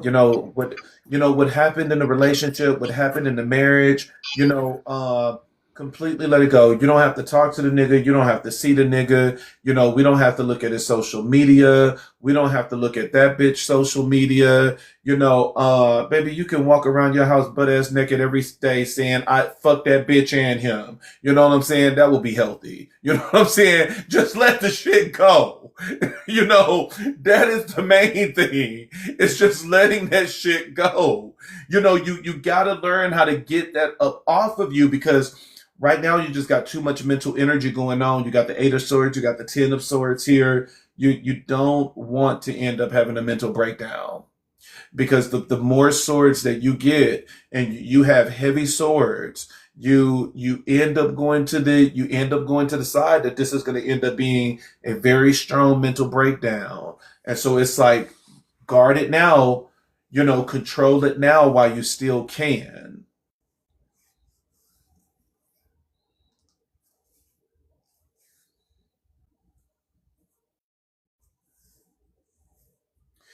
And so that's going to be my homework assignment for you. I want you to write a note to everybody. I want you to write a note to the ex-husband. I want you to write a note to the bitch that he's with. I want you to write a note to the kids, and write a note and write down everything that you feel. Write down everything that you want to say. Write down everything that you want, to just let out and to get out. And then once you have wrote that down, I want you to take that piece of paper and I want you to fold it 3 times away from you, because you want to release this energy. You'll fold it 3 times away from you. And then I want you to get a white candle and I want you to burn that shit. Burn that letter. Just completely burn that shit. And I want you to collect the ashes. And once you collect the ashes of all of the papers that you have burned, I want you to go outside off of your property, and that you take that bowl and say, I release this energy from me. It no longer controls my life. It no longer has a hold over me. I destroy and release this stronghold, Ashe, and throw the ashes in the wind and let the wind blow that shit away. Okay. You I know, think it's more so with my children. That was the last thing that happened to me. That was like 2 months ago. mm-hmm. But I and your last two readings was like, he was just so majorly in my energy, and I felt it, but and that was like bothering me, because I'm like, I'm nowhere around you. I don't deal with you. I don't contact. I put a no contact. I blocked them and everything, and I'm like, why is you still like coming up? So that kind of like irritated me too. Yep. So I don't know, Yep. but But I appreciate you. sometimes it's still in your energy, because spirit is saying, you haven't completely let it go yet. And so sometimes I should trust me. Spirit been working with me. Spirit is like, nigga, you don't go around this house and throw away all this old shit and stuff like that. Like, this is the year that I really cleaned house.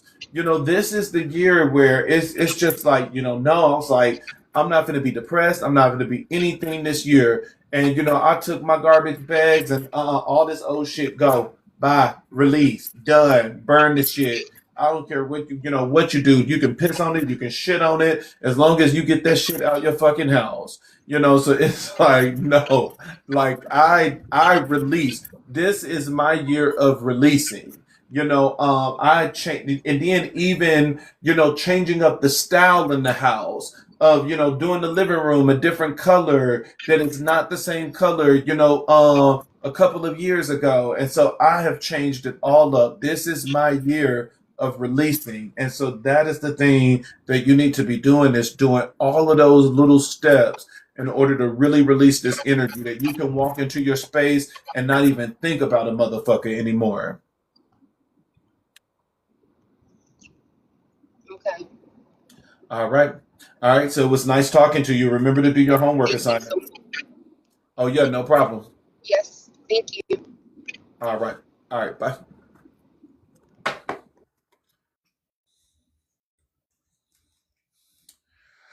All right. How you doing? Rashad, how are you? I'm well, thank you. I'm doing pretty good. All right, so it's the same thing. I'm going to do a 4 card spread. If it's anything too personal, I won't do it. You can just email me and I'll email you a reading. But if not, we're going to go ahead and press through. Okay. All right, thank you. You are so special. I just wanted to tell you that. You're very special. Oh, thank you. I appreciate that. All right, thank you, Igun. Thank you, Spirit Guides. Thank you, Ancestors. Thank you, Sarabanda. Thank you, Risha. Thank you, Yeshua. Thank you, Oladumare. Thank you, Olarun. Thank you, Olafi. Ashe, Ashe, Asheo. What is in the card, Spirits? What is it that you want to convey? All right, we start off with the Ace of Cups. Ace of Cups is a really good overall energy. It's saying that love is coming in. Oh, and we got the clarifier as the 9 of Cups. I love the 9 of Cups. The 9 of Cups is a wish being fulfilled. Whatever it is that you have been praying for, and love is the thing that you have been praying for, because that's the thing that is saying coming in. The 9 of Cups is saying whatever it is you've been praying for, you're getting ready to get. The 9 of Cups is the card where it is saying this is a yes to your prayers. This is a yes that, Spirit is getting ready to deliver. So this is a really good a really good overall energy. So Spirit is getting ready to give you what it is that you have been asking for. Ashe, Ashe, Asheo. All right, Spirit, what is it that you want to add to this message? All right. All right, so we got the 7 of Pentacles, that there's going to be, well, the same thing as the overall energy. There's an investment in the home life, because the 4 of Wands is all about home. That's saying the same thing, that love is getting ready to come in. Oh, and now you got the 10 of Pentacles. I love the 10 of Pentacles and I love reading more than I like the 10 of Cups. The 10 of Pentacles is more solid. The 10 of Pentacles is family life, home life. So I definitely like that. All right, Spirit, what is the clarifier for the 10 of Pentacles?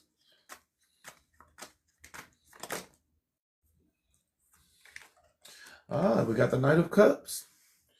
All right, good. Knight of Cups. Love is coming in.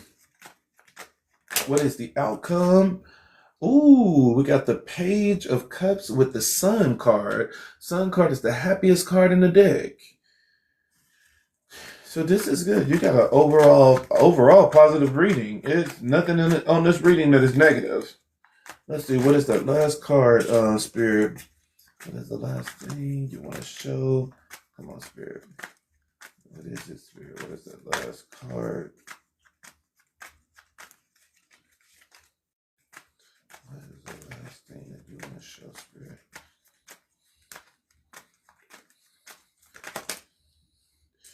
And you got the 2 of Cups. This is an overall positive reading. And so you got a lot of good stuff that is happening here. So your overall energy, you have the Ace of Cups. The Ace of Cups is all about love. The Ace of Cups is saying that you're getting ready to get a blessing. Aces is all about gifts from the universe. And it is saying that the gift that you're getting ready to get from the universe is the Ace of Cups, that is getting ready to come in. And so, this is a very powerful love card, because it speaks of a blessing. Let me see. What is this? And so, this is a blessing that is coming in. You have the clarifier as the 9 of Cups, and the 9 of Cups is a wish getting ready to be fulfilled. That it is saying that, look, what you have been praying for, you are getting ready to get. That, Spirit is saying that, look, I got you. And so you're getting ready to get a beautiful gift of love. You have in the crossing energy, you have the 7 of Pentacles, and the 7 of Pentacles is investment. That there's getting ready to be an investment, that someone is going to come and invest, in the home life, which is the 4 of Wands. And so, home life is going to end up being pretty solid because this is someone that is going to be ready to invest time, that is going to invest energy, that is going to invest, themselves, the present, because Pentacles is the tangible things, the things that we can touch, feel, smell, taste, and so that's why I do love Pentacles and love readings more than I love the cups, because cups represents emotion. Emotions are subjective. Emotions are intangible, that you can feel some type of way, but that doesn't mean you're going to move. You have in the crowning energy, you have the Ten of Pentacles. The Ten of Pentacles is a very strong card in a love reading. The Ten of Pentacles is all about safety, security, family life. This is a very solid connection, very solid energy. You have as the person that's coming in is the Knight of Cups. That this is someone that's getting ready to come in, that is ready to give their cup of love. You have in the outcome position, and I really do like when the knights talk about coming in and then the outcome position. Now this is the person that is off the horse that is giving you an offer. And so this is letting me know for sure that this is going to end up coming in, because we go from movement to now getting off the horse and actually being present to give a cup of love. And so you have the Page of Cups, and you have the Page of Cups paired with the Sun card, which the Sun card is the happiest card in the deck. And so, this is love coming in for you. And even the clarifier, you have the Two of Cups. And the Two of Cups is all about two people choosing to give each other their cup of love. And the card at the bottom of the deck is the Wheel of Fortune. And the Wheel of Fortune is a destiny card. And so at the end of the day, you have a very strong and powerful love reading. Love is getting ready to come in for you. I thank you so much. I've been working a lot. I've been working hard and healing and just focusing on really myself, but not giving much energy to BS, if Mm-hmm. I could say it. But that's a beautiful reading. I thank you. Oh, yeah, no problem. All right. Well, it was nice meeting you, and I'm glad that you decided to join. Nice to meet you as well. All right. Thank you. Peace. All right. Bye. And so, guys, I'm gonna try to get a couple of more readings in because I gotta leave in a couple of minutes to pick up Elijah because it's 6:52 now. So I'm probably only gonna be able to get maybe just like one or two more readings. I mean, it's three people in the lineup. Depending on how it goes, I probably can get all three. We'll see. We'll see. I'll probably try to get all three that is lined up. So, all right. So my next person, can you hear me? Yes, I can hear you. All right. How you doing? Doing good. How about yourself? I'm doing pretty good. So it's the same thing. I'm going to start off with a four-card spread. If it's anything too personal, then I'm just going to tell you to email me. And if not, we're just going to press through. All right. Thank you, Egon. Thank you, Spirit Guys. Thank you, Ancestors. Thank you, Sarabanda. Thank you, Risha. Thank you, Yeshua. Thank you, Olodumare. Thank you, Olarum. Thank you, Olafi. Ashe, Ashe, Asheo.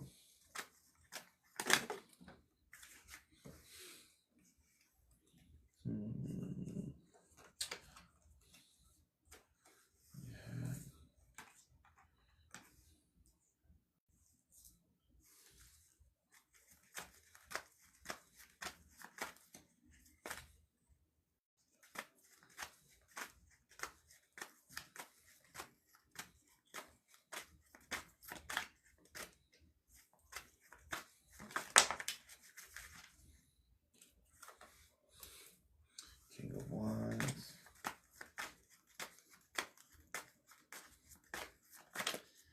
King of Wands.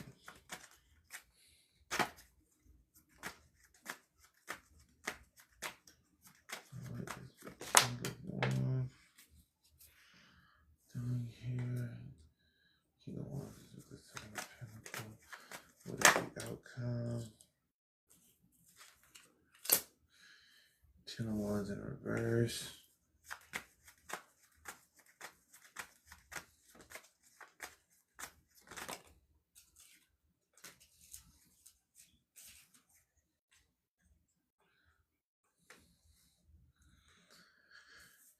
the Wheel of Fortune with the Eight of Wands. Destiny is unfolding. The wheel is turning. The wheel is going to turn for you. You know, you're going through a... Let's see. You're going through a phase where spirit is like, having you to go in. Even how these, two cards are flipped. You got the Queen of Wands and the Queen of Cups. Oshun's energy and Yemaya's energy.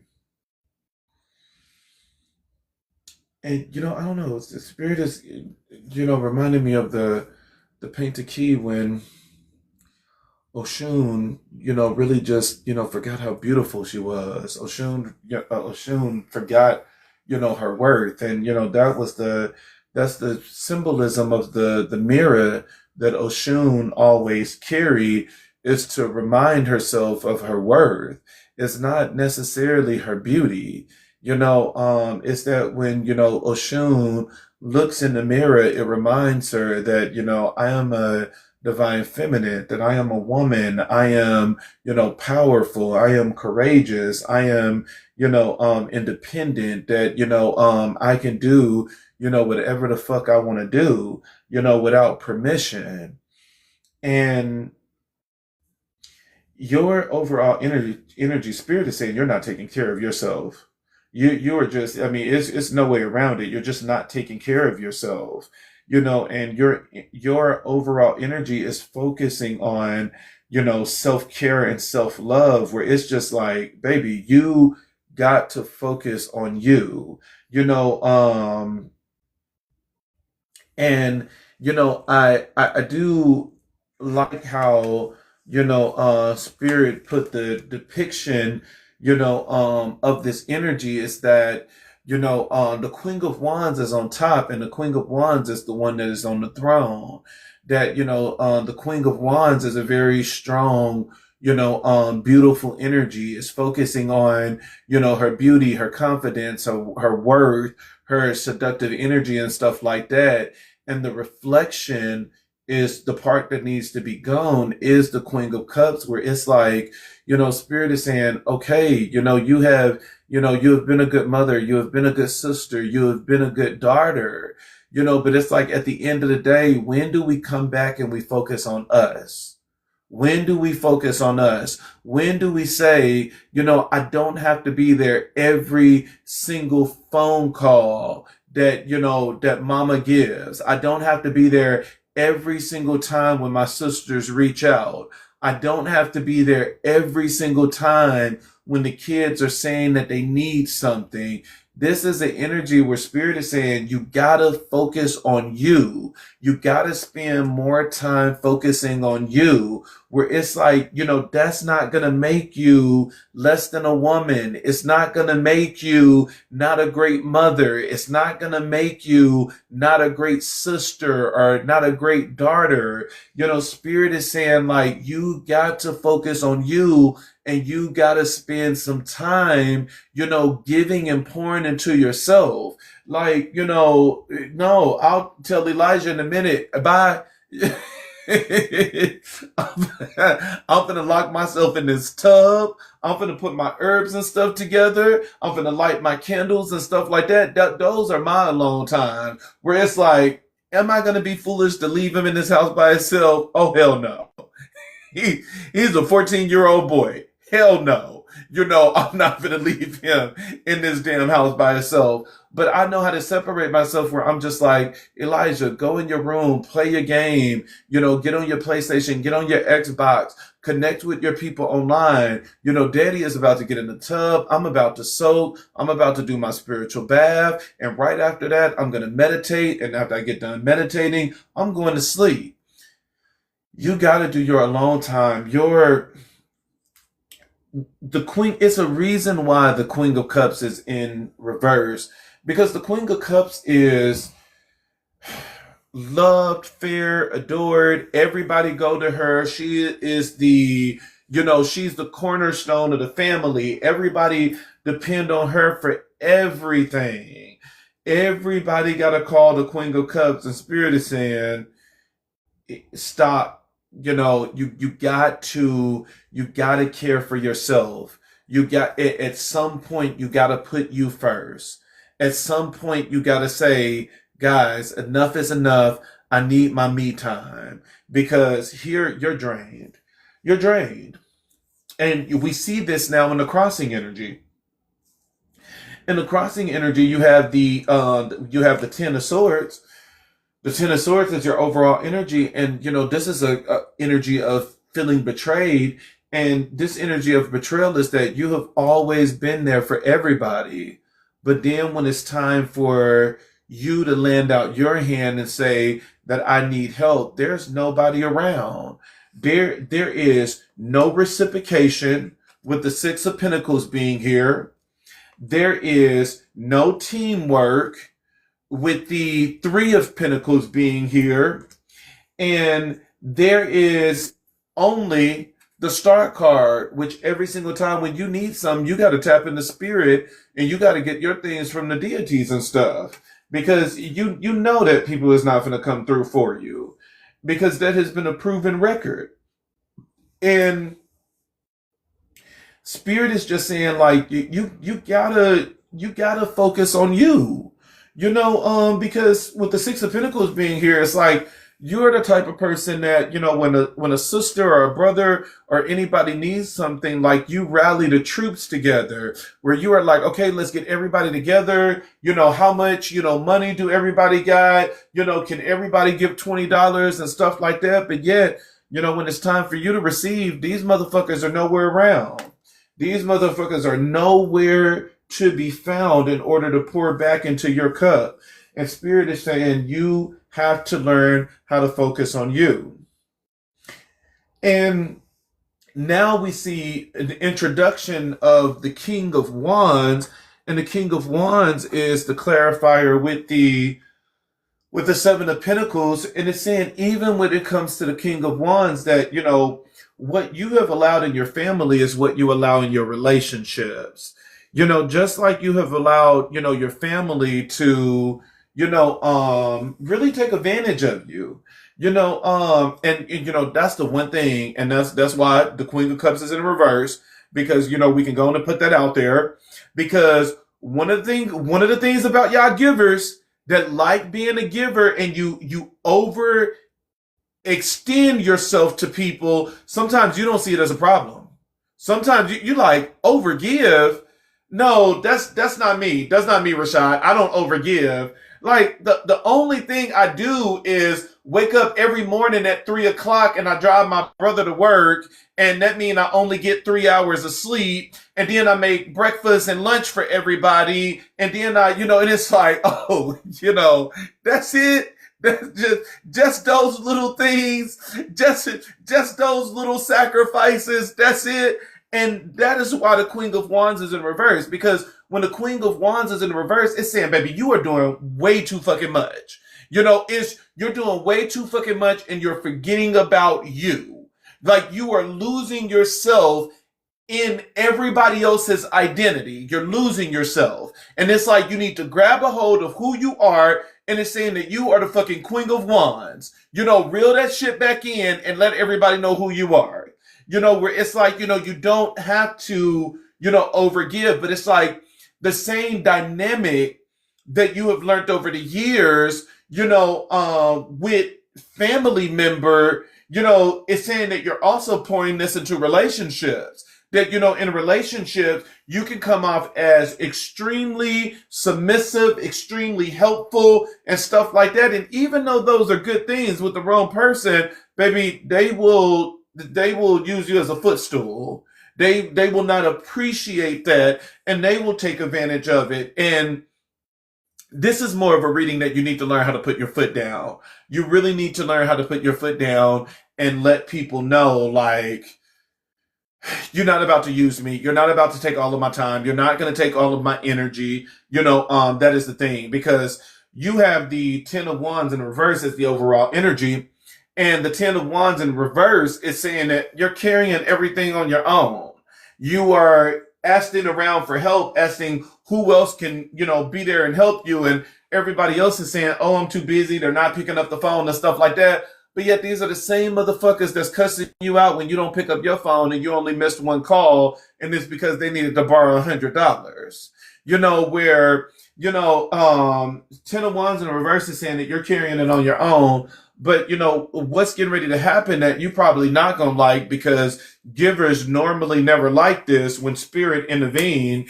You have the Wheel of Fortune here with the Eight of Wands.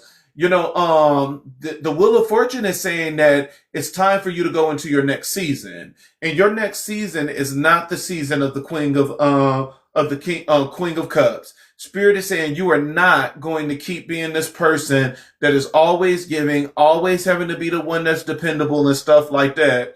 And then you have it paired with the Eight of Wands, and the Eight of Wands, it talks about very fast, rapid, active movement.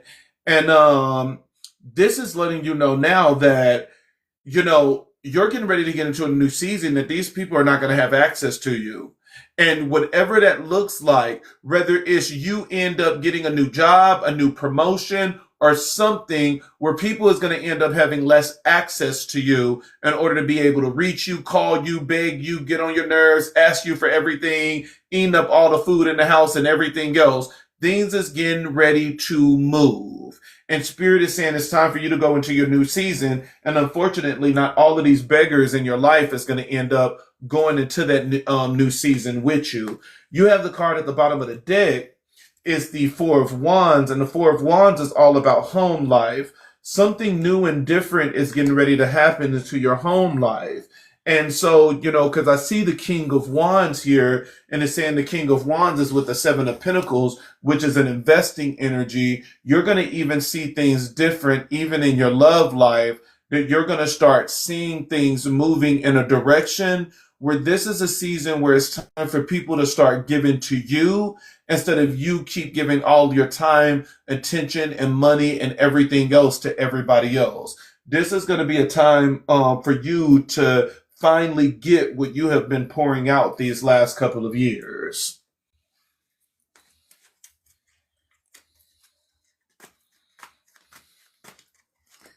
All of that is so on point.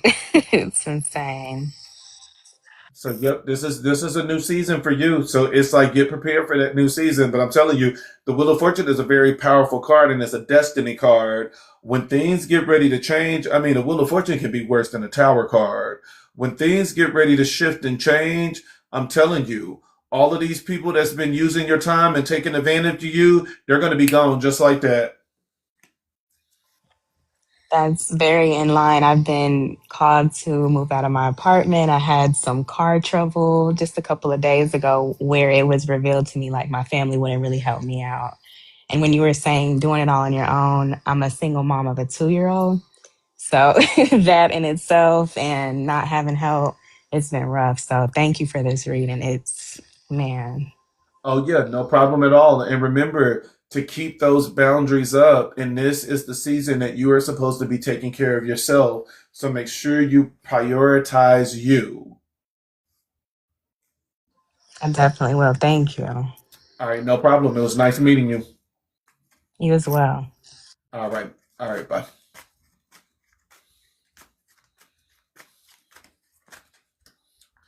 All right, how you doing? I'm well and yourself. I'm doing pretty good. All right, so it's going to be the same thing. I'm going to do a four card spread, and if it's anything too personal, then I'm gonna you'll email me and we'll do the reading. If it's not too personal, we'll go ahead and press through. All right, not a problem. All right, thank you, Zoom. Thank you, Spirit Guys. Thank you, Ancestors. Thank you, Sarah Bonda. Thank you, Risha. Thank you, Yeshua. Thank you, Ola Dumaray. Thank you, Ola Room. Thank you, Ola Fee. Ashe, Ashe, Asheo. All right, starting off with the Wheel of Fortune, and the Wheel of Fortune is coming with a gift. With the Ace of Cups, love is getting ready to come in. Love is getting ready to come in. All right, what is the crossing energy, Spirit?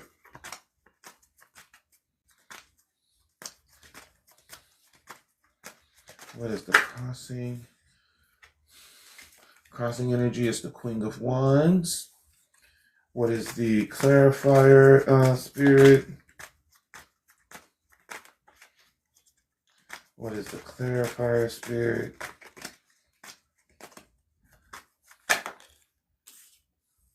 Clarifier is the Seven of Pentacles. You need to learn how to invest in yourself. What is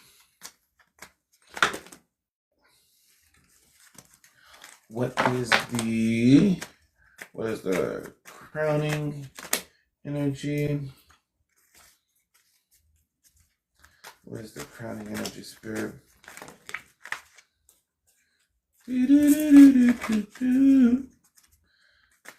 Spirit. Try to do it again. All right, we got the Three of Swords. Got some heartbreak. What is the clarifier for the Three of Swords? Too many cards. What is the clarifier for the Three of Swords, Spirit? All right, clarifier for the Three of Swords is the Ten of Wands. So you're still carrying a lot from this separation. You're carrying a lot of pain from this separation. And that's why Spirit is saying you need to invest in yourself over here. Because you're carrying so much from this separation, from this breakup. You're still carrying a lot. And sometimes the carrying can be legit, where it's like, okay, well, you had kids from this previous marriage or some, and you're working with that. But wands technically represents, the spiritual aspects of things as well. And so sometimes we can spiritually and energetically still carry someone within our energy, and that we need to, consciously let them go. You have the Nine of Cups in the outcome position, a wish is being fulfilled. And we have the Eight of Wands. Eight of Wands is really fast energy, but there's a thief around you. Card at the bottom of the deck is the Seven of Swords. Seven of Swords. There's a thief around you. There's somebody that you shouldn't be trusting. Somebody is in your energy that you shouldn't be trusting, that is like waiting for an opportunity to betray you. Seven of Swords is never good. And there's no other person in this reading. Very interesting. Who is the Seven of Swords? Why is the Seven of Swords here?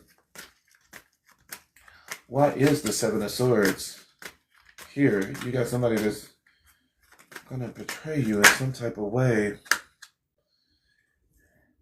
You got the Six of Cups. This is somebody from the past.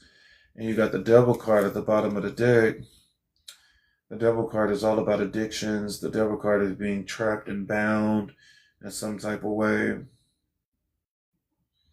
Somebody from the past is coming back. Somebody from the past you should not trust. There's somebody from the past you shouldn't trust. Let's see, anything else I need to know about this Seven of Swords? What do I need to know about the Seven of Swords, Spirit? And then you have the Queen of Wands. You got the Queen of Wands out in both decks now. What about the Queen of Wands? You got the Knight of Wands. This is somebody that is rushing into the Queen of Wands. But this nigga can't be trusted. I do not trust niggas in the energy of the Seven of Swords. The Seven of Swords is too fucking sneaky. It's a betrayal type energy. It's deception. It's a thief trying to steal as much as he can. I cannot stand no Seven of Swords nigga. Be careful with somebody coming back from the past. Somebody from the past is trying to come back, and this person is not what it is. And see, it's interesting because you have the Wheel of Fortune here as the overall energy. And the Wheel of Fortune is a destiny card, and it's saying that something new is getting ready to happen. And so the Wheel of Fortune, the clarifier is the Ace of Cups. And so it's saying that something new is getting ready to come in. Something fresh is getting ready to come in. This is a new season. So I can tell you now, with the Seven of Swords being at the bottom of the deck, what your thing is going to end up being is that you're going to end up getting somebody new and somebody from the past. And it's like you're going to have to end up making your decision based on those two. And I can tell you now, the person from the past ain't it, because this is a sneaky ass nigga. This is a sneaky ass nigga that I wouldn't even trust to be around my damn dirty draws. Like, this is a sneaky ass motherfucking nigga. Hey, you better be careful. Be careful, be careful, be careful. You have in the crossing energy, you have the Queen of Wands, and you have the Queen of Wands with the Seven of Pentacles. Spirit is saying that you need to learn how to invest in yourself more. That you need to learn how to invest in yourself. That you need to pour in yourself. This could have been a breakup that you just didn't, that you could have been, what am I looking for? That you could have been, what am I looking for? What is the word I'm looking for? That you could have been belittled. That you could have been belittled. You could have been talked about. And, because of that, you lost your worth.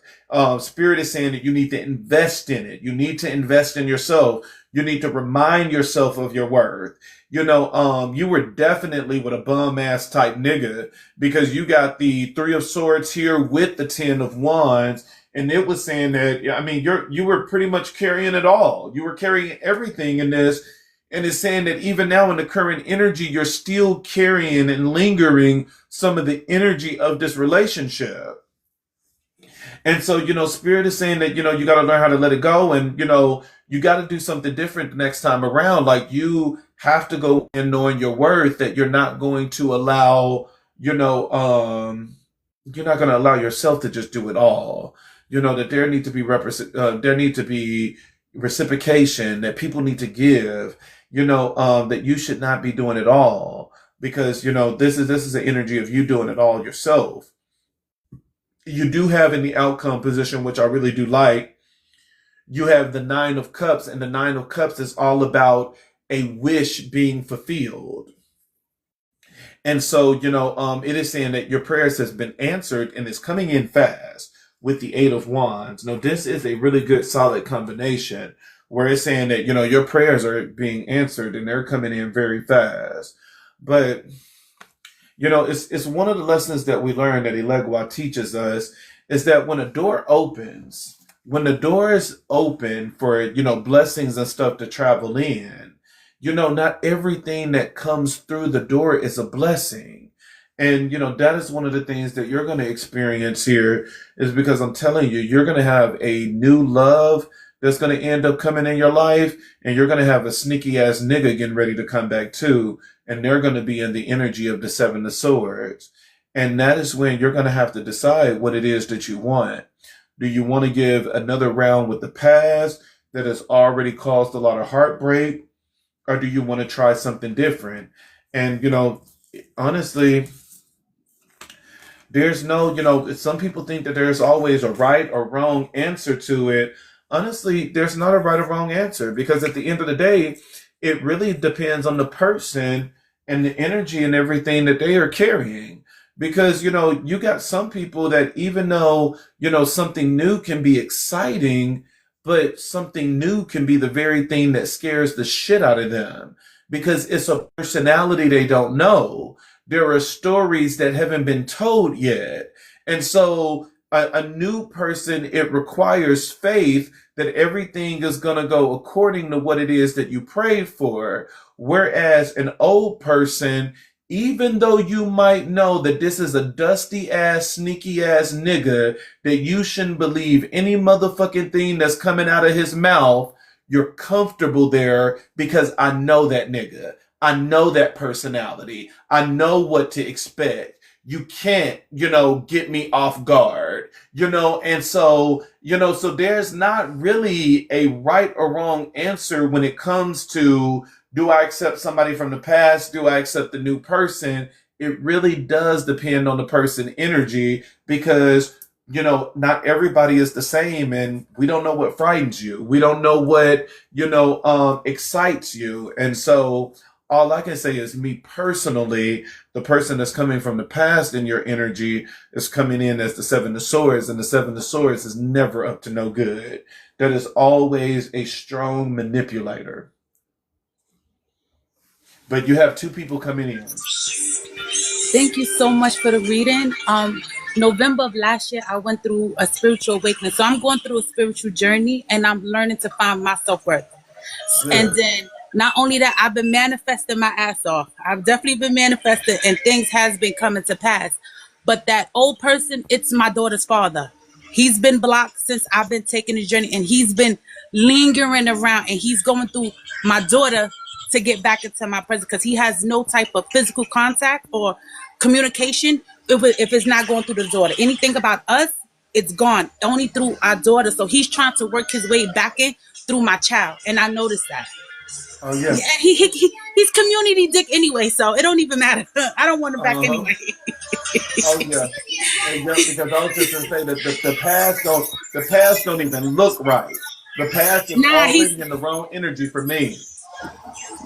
I asked him to go on the spiritual journey with me, and he didn't go, so I left him. And then Yep. everything's been going good. So now he sees it. He sees the boundaries. He sees it. Now he's trying to, sneak his way in. So I'm like, nigga, I see you. I see you. But Oh he yeah. don't got the time of day. Cause he's still up Yep. to the same tricks. He's trying to put he's up to the same trick. He's trying to put on a new mask, but I see right through him. Uh-huh. See, now that's a good job. And yep, keep those boundaries up. And even had a conversation with the daughter where it's like, look, don't relay any messages, from him or anything. So it's like put those boundaries up. Now the crazy part about it is that the baby's 5. She's 5 years old. Like Okay. if she was a little older, then I would have. But she 5. Oh So yeah. I still let him be around. But when he around, he stays in the living room. I close my room door, no access, and he could feel the energy. So once he realizes, he just get up and leave. So I just lock Yep. the door and be like, bye, and Oh I yeah. move on with my day. Oh Because yeah. I'm manifesting too much right now, and shit is, excuse my language, but it's coming to pass, and I see it. And see, that's good. And yeah, because it looked like you have love coming in. And so it's like keep up the good work and let that love come in. Thank you so much. I'm part of Empress T 444 gang, and since she, Oh, nice. recommended you, I've been watching you all along, and you are very wise, and I appreciate you. You good in what you're doing. You're very blessed with the spirit, and Oh, keep thank doing you. what you're doing because you helping a lot of us out here. Even if you don't know, you're definitely helping a lot of us out here, and I appreciate you. And you have a blessed one. All right, thank you. You too. No problem. Bye. All right, bye. Oh Lord, how to hang up? All right, so this is going to be my last reading for today. Hey, can you hear me? Yes, sir. All right, so let's get up in this reading and see what's in your energy. Thank you, Igun. Thank you, Spirit Guides. Thank you, Ancestors. Thank you, Sarah Banda. Thank you, Risha. Thank you, Yeshua. Thank you, Oladumare. Thank you, Olarun. Thank you, Olafi. Same thing. It's going to be a 4-card spread. If it's anything too personal, I'm going to tell you to send me a DM, which is going to ask for your email so I can email you the reading. If it's not anything too personal, we're going to go ahead and get into it. All right, I'm ready.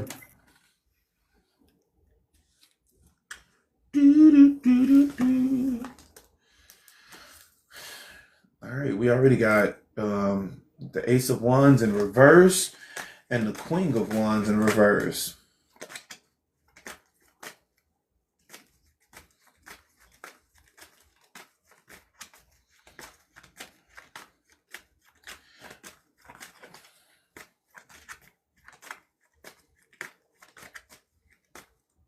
So somebody is getting blocked out of your life. And sometimes when we see this in the energy is that you want this person back in your life, but this is spirit and your ancestors and stuff like that saying hell no.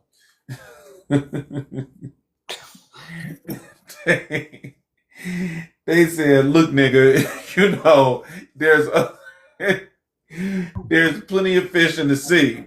Because, Spirit is saying, like number one, with the Ace of Wands being in reverse, there's a lack of direction. There's a lack of passion between you two, which means, sex probably stopped happening. There's a lack of energy.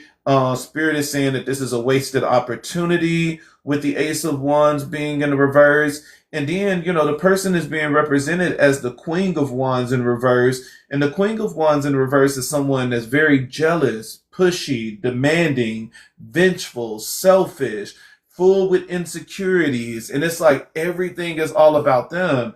And so, Spirit is like, oh no, you are not going to, keep that energy. And sometimes you see this energy when it's in reverse, where sometimes that's a sign where Spirit is saying this is something that you probably want back, and you're probably fighting to get back in your life. But Spirit is like, no, I do not want this person back in your life. What is the crossing energy? The crossing energy, you got the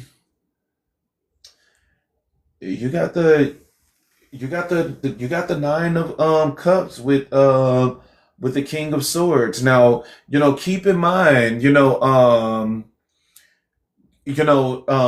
gender can always be reversed. Gender can always be reversed. If it's not, if it's not a man, it's gonna end up being a female. Gender can always be reversed. But you do have, you got moving away from the King of Wands, but it's saying there's going to be a wish fulfilled, and the wish fulfilled is with the King of Swords. And you got the Five of Pentacles as the clarifier, and you got the Devil card. This is someone that is with the Five of Pentacles. This is someone that is at a loss. They're going through their own insecurities and anything, but this is someone that has a huge sexual craving for you. This person that is being seen as the King of Wands, boy, they got a huge sexual craving for you, and this is the one that's coming in. But this person that's being seen as the Queen of Wands in reverse, that's a no-go. Like that's the type of energy that y'all will be fighting and arguing this shit all the time. And so it's kind of like what it is that you want is what you're not gonna get. Because we got the Eight of Pentacles here as what is the clarifier for the Eight of Pentacles? What is the clarifier for the Eight of Pentacles? Eight of Pentacles, you got the Eight of Wands. Eight of Pentacles with the Eight of Wands. Eight of Pentacles with the Eight of Wands.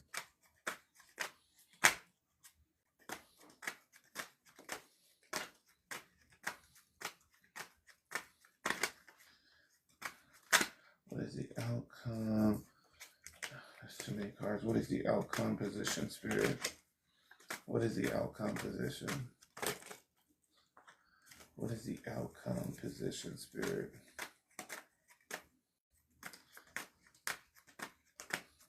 What is the outcome position? What is the outcome?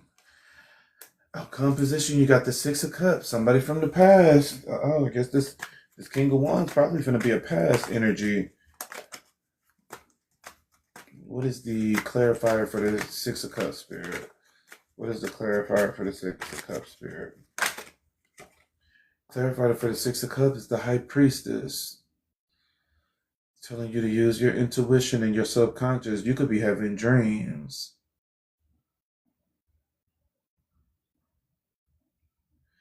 And I believe that you are a divine feminine.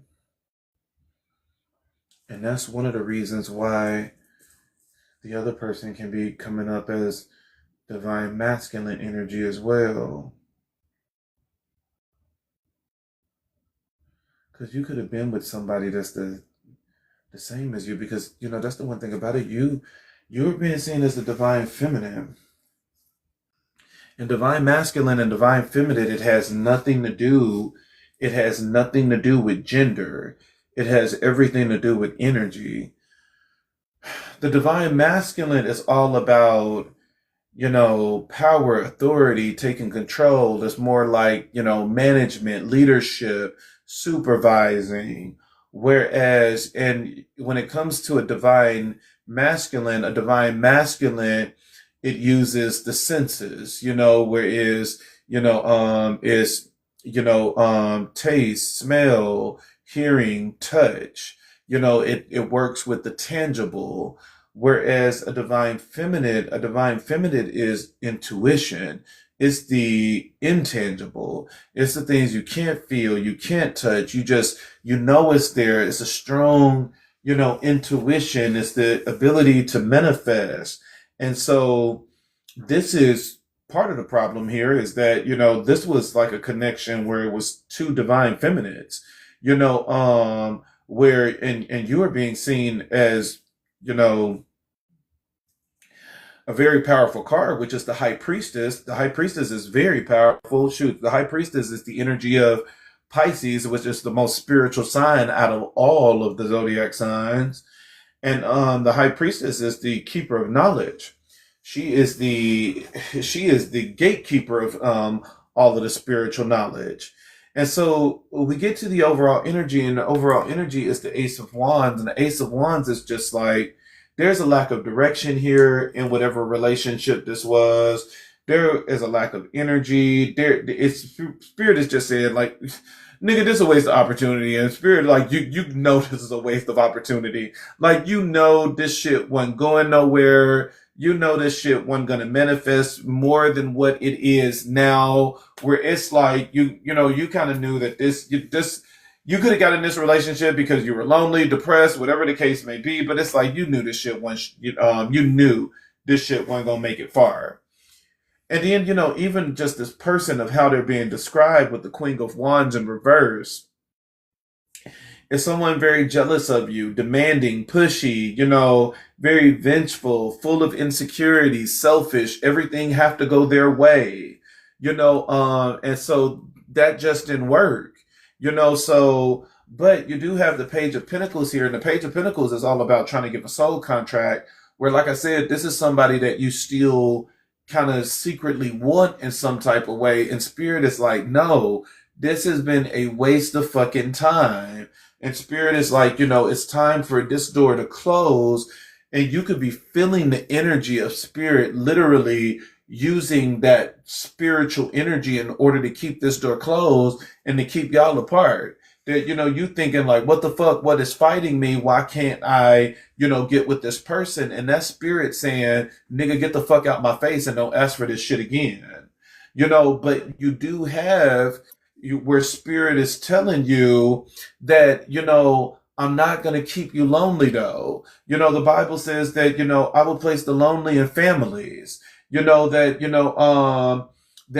better for you to be with somebody than just to burn with the desire of lust. And so it's like, I'm not leaving you alone and I'm not leaving you by yourself. Spirit is just saying, I just don't want you with that person because this is not beneficial for you.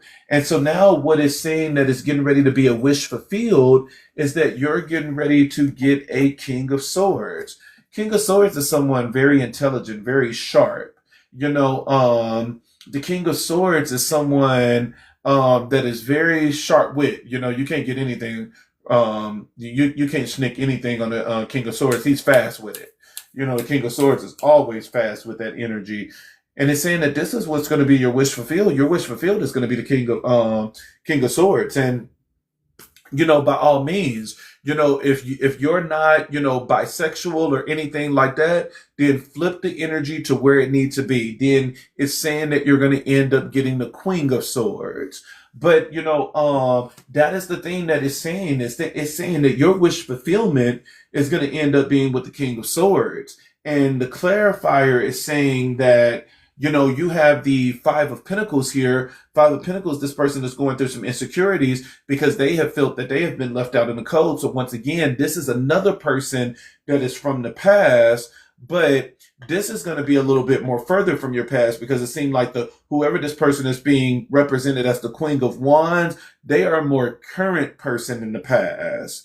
But it's saying that this person is obsessed with you with the devil card being here. This person is obsessed with you. This shit, they looking at you like light skin. Where you been? So this person, definitely is lusting after you. You have in your crowning energy, you have the Eight of Pentacles, and the Eight of Pentacles is paired with the Eight of Wands. It is saying that look, this person is working, they're putting in the work to get to you, and they're moving fast, they're coming in. Eight of Wands is all about energy coming in, and it's coming in very fast. This is somebody that's going to end up coming. It could be any day now that this person is going to pop back up in your life. And then you have in the outcome position, you have once again, it's saying the past. It's saying the past is going to come in and it's telling you that, you need to use your intuition to determine,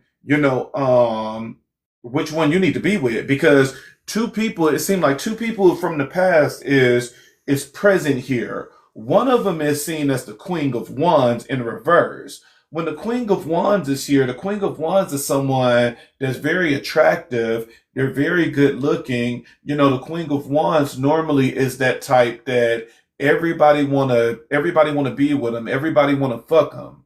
But at the end of the day, when the Queen of Wands is in the reverse, this is a snotty ass bitch. This is somewhere it's like, this is not a pleasant personality. It could be, like I said, it's just being pushy, telling you what to do, demanding, someone very vengeful, full of insecurity, selfish, and always thinking about themselves. And then this is somebody that's low-key jealous of you.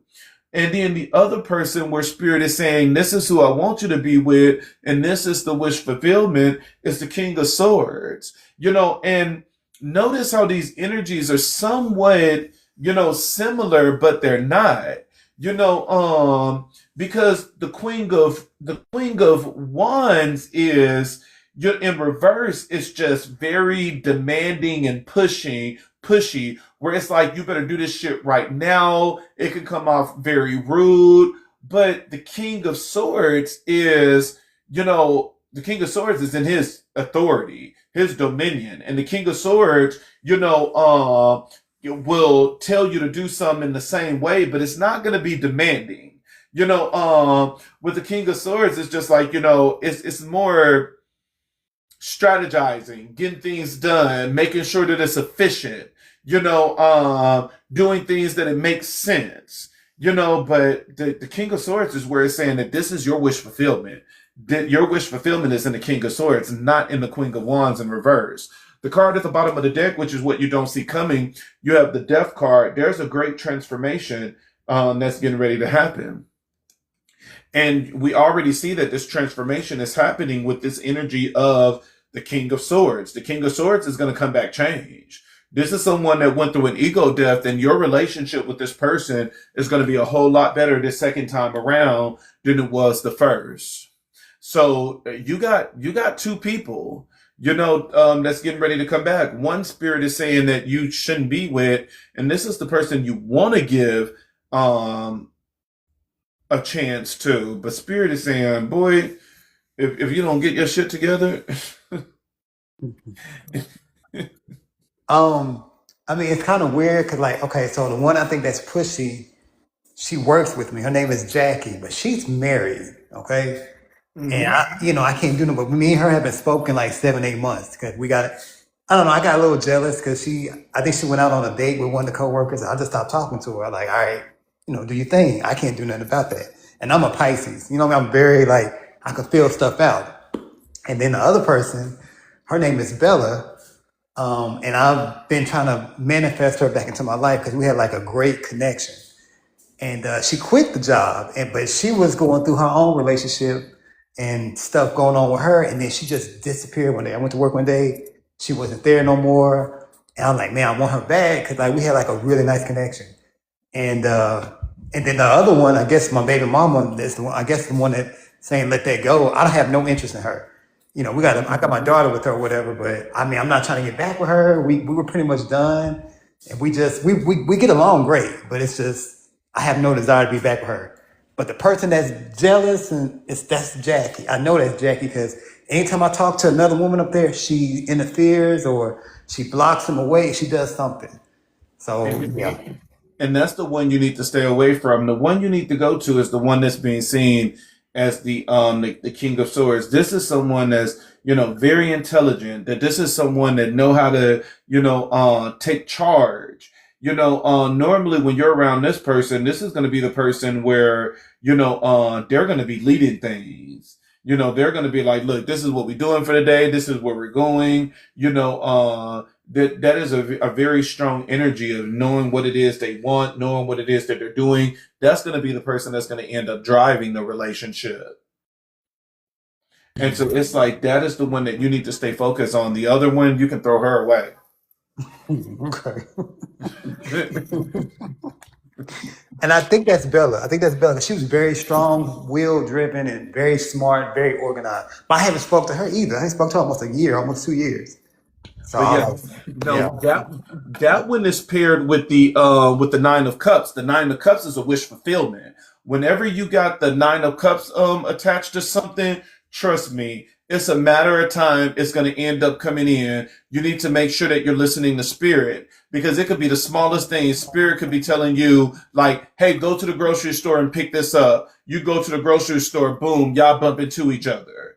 So it's like make sure that you are listening to that intuition because that intuition is going to be the thing that lead you in order to bring this person back in because that one is saying that the energy of the King of Cups, that person is coming back in because they're being seen as a wish fulfilled that is saying that this is an answer to your prayers.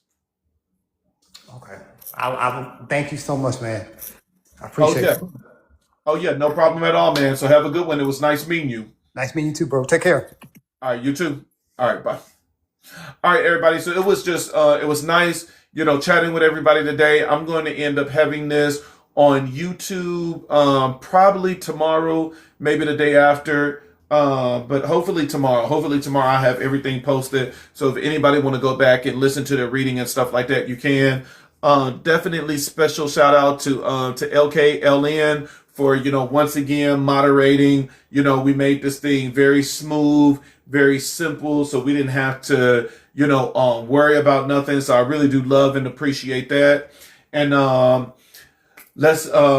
we'll meet again next Sunday. I will have my Monday reading posted as well. Tomorrow, I'm either going to have it posted tomorrow or Tuesday because I always try to do a general reading in the beginning of the week. And then I try to do one at the end of the week. So all of that stuff is going to be posted on YouTube. I'm normally not on TikTok until Sunday.